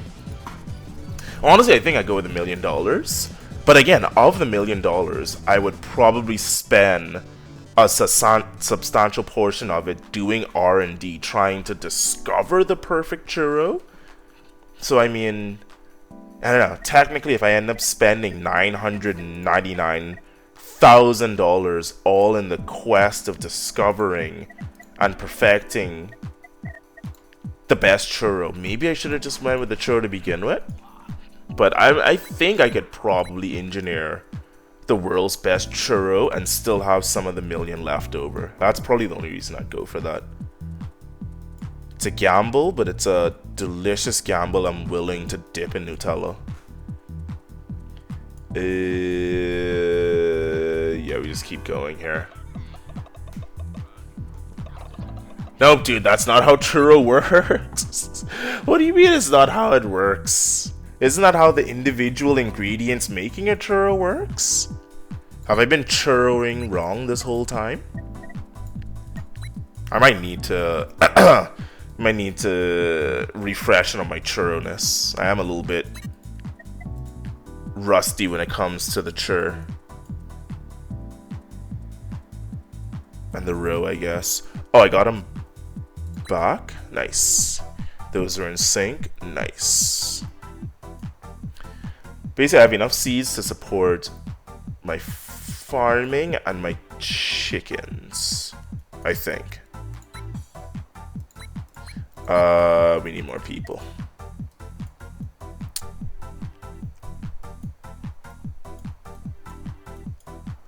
Oh,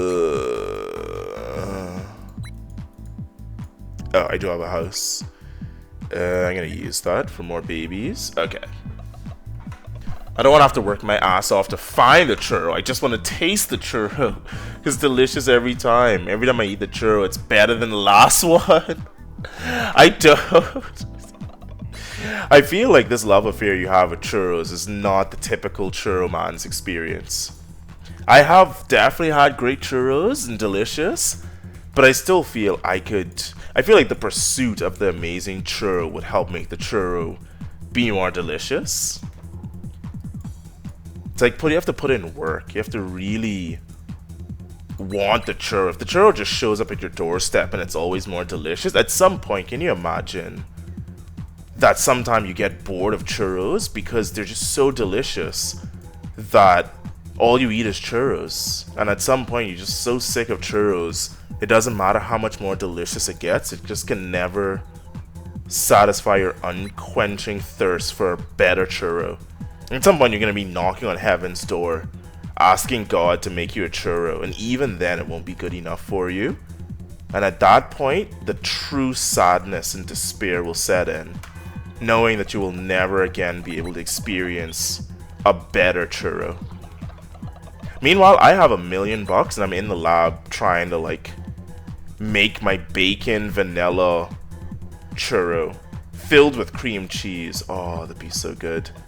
That'd be so good. A cream cheese churro wrapped in bacon. While this bitch is out here stealing my wood. Oh, delicious. Okay, churros are not pristine like churros in Brazil. Oh, excuse me. I'll take my churro and whack your churro with it. You really think you guys have the best churro? Oh, that hurts me. You're just over there claiming worldwide dominance on churros? I feel there should be like an organization or branch of the government at least that should be responsible for making such important world-altering decisions. You can't just go around claiming you have nuclear missiles. And you can't just go around claiming... What the fuck do I hunt you guys with? You can't go around claiming that you have the best churros. Those are both equally as... I'm actually confused why I can't put this down. The hell? I'm equally as confused as to... Oh, it's the big game hunter. So dumb. So what is this? Oh, it just hunts them faster. Yeah, I just haven't played this game for a while. So dumb. Bacon doesn't mix with sweet churro. pretty Brazil. Worldwide dominance in every food? Yeah, you can't. I come from the Caribbean. My mom's from Jamaica and my girlfriend's Indian. I'll never give anyone else dominance for food. I have like at least 10 of the world's best food genes and cultures in my cabinet.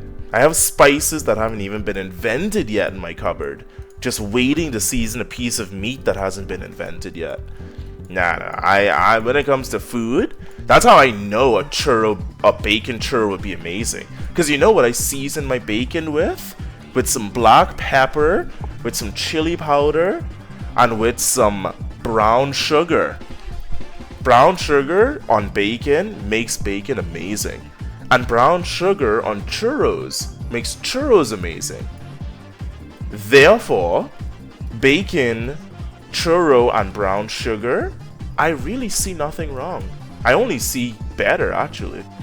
Everything seems to be improved in that scenario. I almost guarantee a nice, sweet, savory bacon wrapped churro would blow your socks off. Amazing. Brazil's like mega master, super duper flavored food. So you mean how I eat my breakfast? I season my cereal, my dude. There is nothing I eat unseasoned.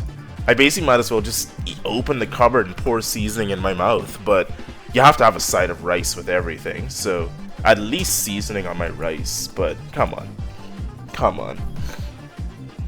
Take the best pizza bacon from Italy, for example. You can do better.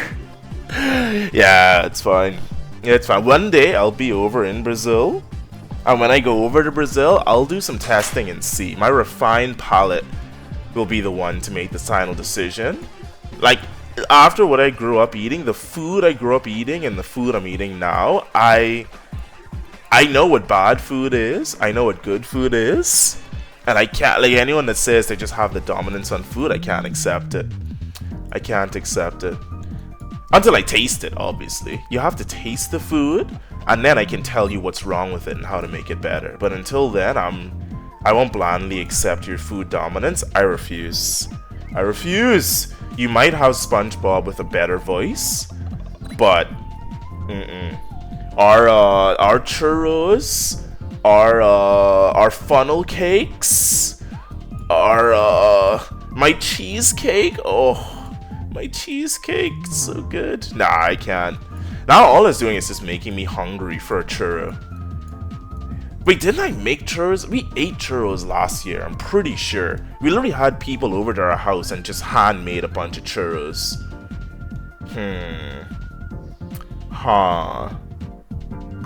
Maybe I should just go make some churro.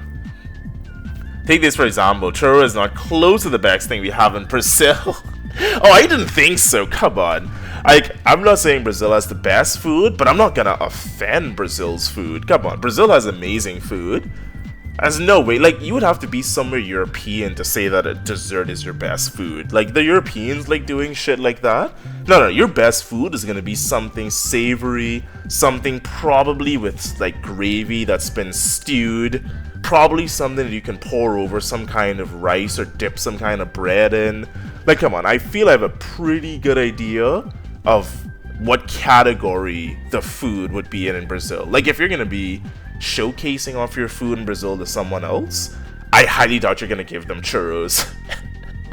You better be damn confident. No, I think you'll end with the churro. You'll be like, here's a churro, but just so you know, this churro is not gonna be the best in the world. It is a churro that I've given you for no particular reason, because I know you came here for Brazilian food, but because I think we have the best churros, I'm gonna give you this churro, but it's not the best. We have everything. No, you mean a typical food? Well, I mean like your, like, dinner food, right?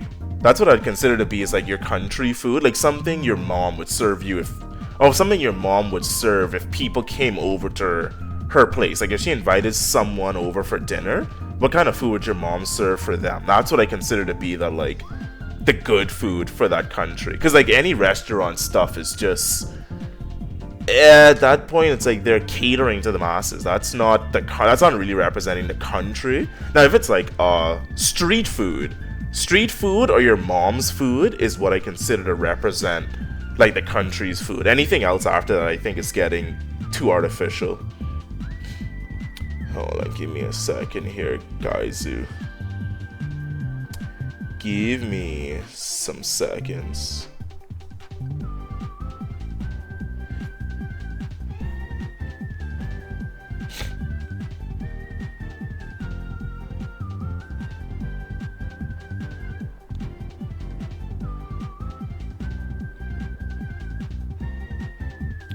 Hold on here, Gaizu.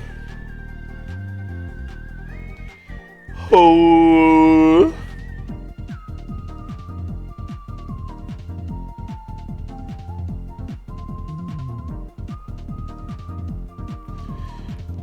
Oh, churros for days.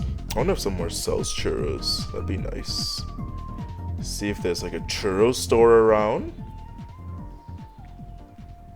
Maybe they have Nutella sauce. Hold on.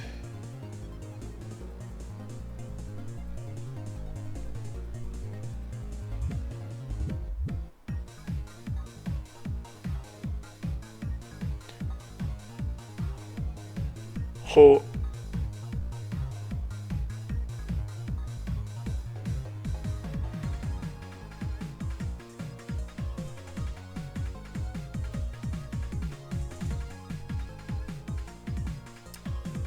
Oh, 1 second, guys.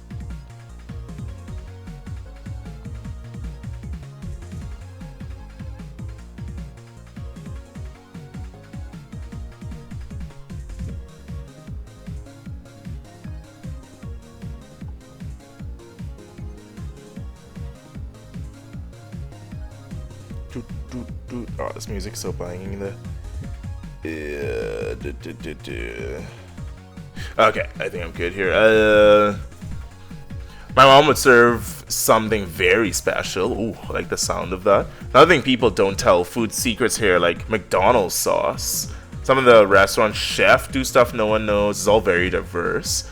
No, I'm just kidding. There's something about soil here that makes the cow meat better. So you eat grass here, for example. The meat in Argentina is better than here in Brazil. So that must be better for grass or something. I mean, there is the whole meme that like happy cows. Like happy cows make happy meat or happy milk. Maybe happy burgers.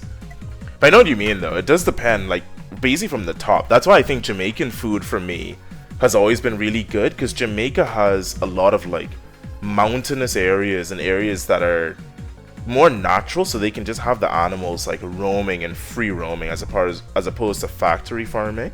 And like in Jamaica, it just feels like everything's so much more fresh. It's like the meat you get is fresh, then there's so much more seasoning, the vegetables are good. Like Jamaican food is still some of the more like fresh Jamaican food, not other countries serving Jamaican food, but like actual Jamaican food cooked in Jamaica. Oh, it'd be good. And bacon here is better than bacon in North America. Oh, how dare you? How could you hurt me like this? Canada's literally known for its bacon. Like, we have a thing just called Canadian bacon because they needed to differentiate it from regular bacon because it's so good. What are you saying? I mean, to be honest, it's still just other parts of pig. Canadian don't. Yeah, look at this. I mean, again, it doesn't look that appealing when it's not cooked yet, but we literally have our own Canadian bacon. Now, this isn't what I would like. If I was showing off bacon, this is it, the first thing I'd go to. Basically, if you're eating this, you might as well just have brisket. And brisket is so good. Like, at this point, it's like, don't, like, fuck bacon, just go for brisket. Because brisket is essentially the same thing. It's a different animal, but it's like you're eating it pork in this form. Like, if you're not eating bacon in bacon form, then just go eat brisket. That's what you really want. But anywho, we do have Canadian bacon. I don't know if I'll say it's the best in the world, or even the best in Canada. But think objectively, bacon in North America, the pigs have like half of the year in the cold, not good for the pig. That's true, but they also spend time in like a more controlled environment, you know what I mean? Although I do agree, that's what I was saying with Jamaica, is that I think having them more out in a natural environment like that for most of their life is better. Over here, you kind of have to have them indoor at some point. So I could see like the meat as being fresher, especially because chances are you're getting meat closer to from the source where you are, right? Like over here, our meat's coming from. Actually, I'm kind of more in a farmy kind of area, so the meat isn't coming super far. There's like farmers markets all over the place, but a lot of times the meat's coming far away too. So it's like there's not really much quality control. There's not much reason to like get a reputation for good meat. But you go somewhere like Jamaica, it's like like the butcher's known for their meats, and the butcher has farmers who he only goes to for their meats, and like he's been getting his meat from the same farmer for like 20 plus years or some shit like that. So people have perfected the food they've give pigs and cows.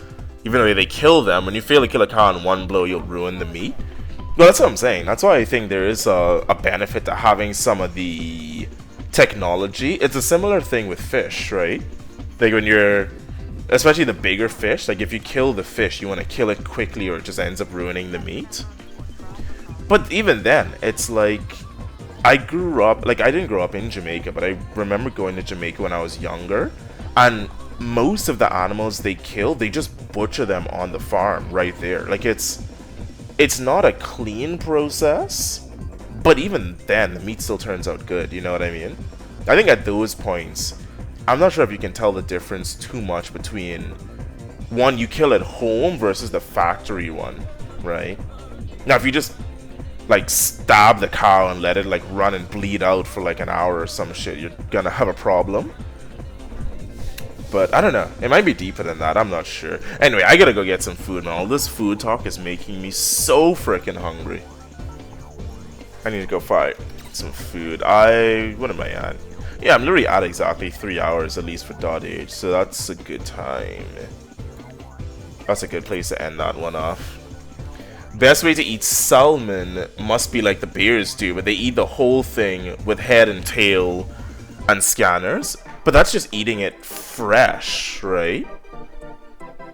Because technically we have like, we're not eating it right out of the ocean back home, but typically like when we go fishing back home, that's what my dad will usually do is you go fishing and you keep all the fish in a cooler with salt water that just keeps them alive long enough. When you go back to shore, you immediately kill and butcher all of your fish. Right, and then once you do that, you put them on ice, and that helps preserve it. But it's a similar thing. Like when you're getting fish, you basically want to kill the fish as soon as you get it out of the water, and then freeze it as close to that state as possible, or just cook it immediately. Like that's what you do ideally. Is you bring a hot plate with you to the beach. Right when you come back fishing, kill the fish, throw it on the hot plate, and just eat it like immediately. Can't get fresher than that, but. Yeah, we do eat fresh too, but cut just the good meat. Salmon and soy sauce or salmon and lemon sauce. Yeah, I probably think lemon's better. Like back home, we mainly eat fish with lime and hot sauce, if that. But like you always sprinkle lime over it. So I think lime would probably be better for me. But I mean, I also grew up somewhere that it's just salt water, so I never even grew up eating salmon and that kind of stuff. I grew up eating like groupers, like gruns, snappers, that kind of thing. But I had a completely different fish diet. I mean, I don't even eat fish over here anymore, to be honest. But yeah, back home, the kind of fish I was eating was just like way higher quality, way more diverse. Or I wouldn't say higher quality, but it's just more like diverse and that kind of thing. What's my favorite kind of food? I mean, it depends on what categories you're putting it in. I mean, I have like one of my favorite dishes overall that always comes to mind. I know, because every time I go back home, I ask my mom to make it. So there's Jamaican stew peas, which I'll just show the recipe real quick. Like literally you have to cook it like in a pot over time, I think. Or I think they start pressure cookering. They start using the pressure cooker now. Yeah, smoked turkey necks, kidney beans. Yeah, you got all your seasoning. And usually this where's the actual beef though? What the fuck? It's just put whatever meat you want, I guess. Meat, chicken, and fish. Dude, Jamaican stew is a regular Monday here. That's a good thing. Like, am I supposed to be showing you the most fancy food I know? I'm showing you my favorite food. Like, if I'm ever having, like, food at home that I want for me, this is what I'm gonna be eating for myself. This is, like, my comfort food. But yeah, you want me to show you something fancy? I don't know. That's what I was asking, like, what do you mean for the favorite kind of food? I'll literally just eat like a plate of well-seasoned bacon if you give it to me. For meat, I would say probably pig is gonna be my favorite. Like, pork is usually my go-to. I mean, if you do chicken well, I like it. But usually I have chicken everywhere. Fish, I, like, nowhere basically cooks fish good enough even. So I can't really eat fish unless I go back home. Beef is okay, but I think pig's probably my go-to. Got something better here than bacon called tiramisu. Probably tiramisu. I'm sure there's some tongue rolling going on in there. Tiramisu. Oh, it's fuck, why am I forgetting the name? But yeah, basically this is like the actual thick, proper pieces of bacon. But what are the... oh, pork belly, that's what I was trying. I don't remember why, I don't know why I couldn't remember the name. But yeah, some delicious pork belly. Oh, like thinly sliced, seasoned pork belly. Oh, so crispy. Make some like pork belly carbonara. Garlic, salt. Essentially, there is no seasoning you will not find in my cupboard. Like, every single thing. Typical food is that the improved Jamaican stew, my favorite, doesn't have it. Let's see. Your improved Jamaican stew. I think you mentioned this before too, but... Yodu. Black beans, bacon. It's literally the same thing. It's literally the same thing.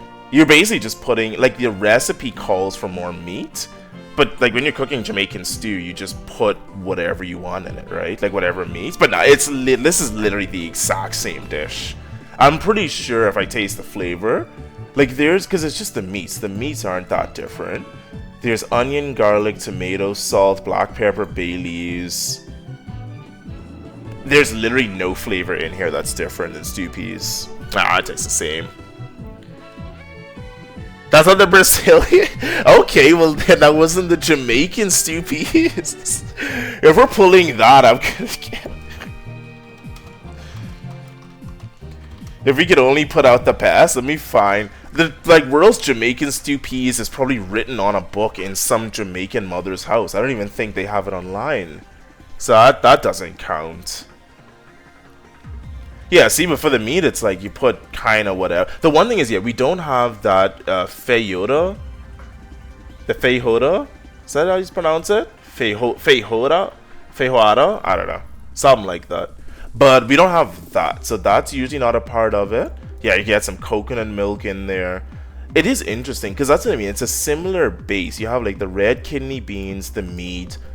Pretty much the seasoning was exactly the same. Like exact same stuff in there. I think the difference is basically we end up putting more dumplings. And well, didn't you have dumplings in yours too? Oh no, I don't think there's dumplings in this, right? Yeah, you just do meat. You don't have any dumplings. So yours is more heavy on the meat. The Jamaican one seems like it's more meat and dough combined. Either way, I 100% know I would enjoy this though. It'd be so good. I mean, there's a lot of different recipes. Oh, no, I know what you mean. That's what I'm saying. For the Jamaican stew peas, they have like the generic stew peas recipe. But generally, the only thing consistent with Jamaican stew peas is the red kidney beans, the spinners, which is like the little dumpling things. You always see the spinners. You always see the kidney beans.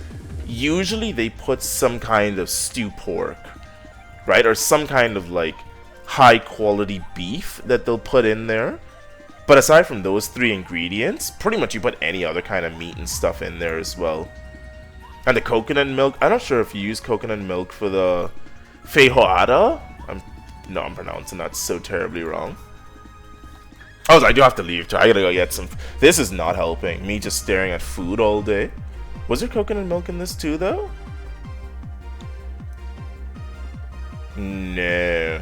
Yeah, okay, so this probably just again, I'm just trying to get the flavor from the flavor profile from the ingredients. It's definitely more on the savory side. I mean, you can tell from the like literally the gravy and the consistency. This particular example, yeah, it's not as more on the creamy. It's more on that like savory side, which I would like though. It would basically just be like every mouthful is meat, and you also must eat this with something. Yeah, I knew it. There must be something you eat this on the side with, because that's way too heavy to have by itself. Ah, okay, interesting. You have this dust thing on the side, it looks like. So many places do it. It's originally from Africa, but it was just the pork meat stew. It got improved in time and very, very improved.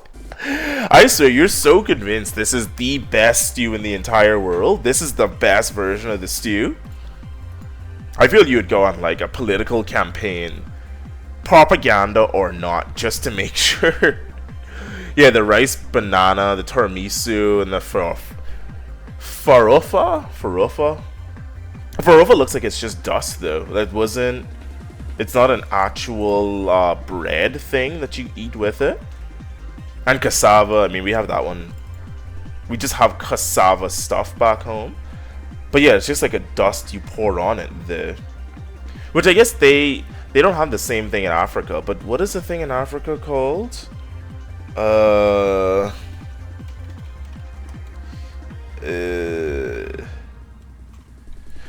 African food dust. I don't know what it's called. Is it fufu? No. There's some thing they have in Africa too that's like a powder on the side that they sprinkle on top of their foods that basically reminds me of this. It's a little bit darker, but I think it's a similar thing. It's like a ground powder and then they just sprinkle it over there like rice. They mix it with the food, the stew, all that kind of stuff. My personal opinion, my favorite dish, nothing beats it. Not even... Well, I mean, that's a 180. I thought churro was the only thing you needed to... Did you say churro with lemon is all you needed to live, like, just 5 minutes ago? But no, honestly, I think we're in good hands. The fact that my favorite is the stew peas and yours is that. Oh, yeah. Let me see. Yeah. Is there like a pal? Yeah, I think it's this. Is see a thing? Yeah, this. Yeah, see this like powder thingy? This kind of reminds me a little bit of the thing you guys are using as well, but maybe it's different. What is it made of? Crushed peanuts and spices like ginger. Crushed peanuts and spices like ginger. And that's me from. So yeah, that's completely different.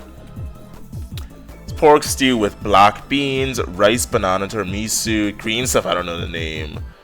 Plus, I had a lot of hot sauce on the stew after. All right, I gotta sign off, man. This is too much food. I'm literally dying. I gotta end my show. I've literally been going for 3.5 hours. I refuse. I'm gonna go see if I can find some feijoada.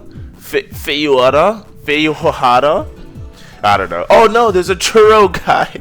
I gotta use it next time I'm ending my stream. I'm just gonna be like, oh no, I see a churro guy, guys. Okay, I'm ending my stream. I gotta go get this churro. I gotta find this churro. Like going to go buy a churro from a guy is going to be my personal reason for exiting any situation. That's gonna be good. Just sitting down watching a movie with a date, like a girlfriend on a date. It's like, oh, it's my favorite part. I gotta go get a churro. I'll be right back. Brazilian restaurant, not as good as the best ones here. Oh, trust me, I know better. Like, I would never try. I mean, not never. I have tried Jamaican restaurants in anywhere but Jamaica. I've tried Indian restaurants, although I haven't been to India. But yeah, one day I'm gonna end up in Brazil and actually have the good food there, and that's when I'll experience it. But until then, Jamaican stew peas is the best. Alright, you fuckers, if you're watching the VOD afterwards, hit that goddamn follow button.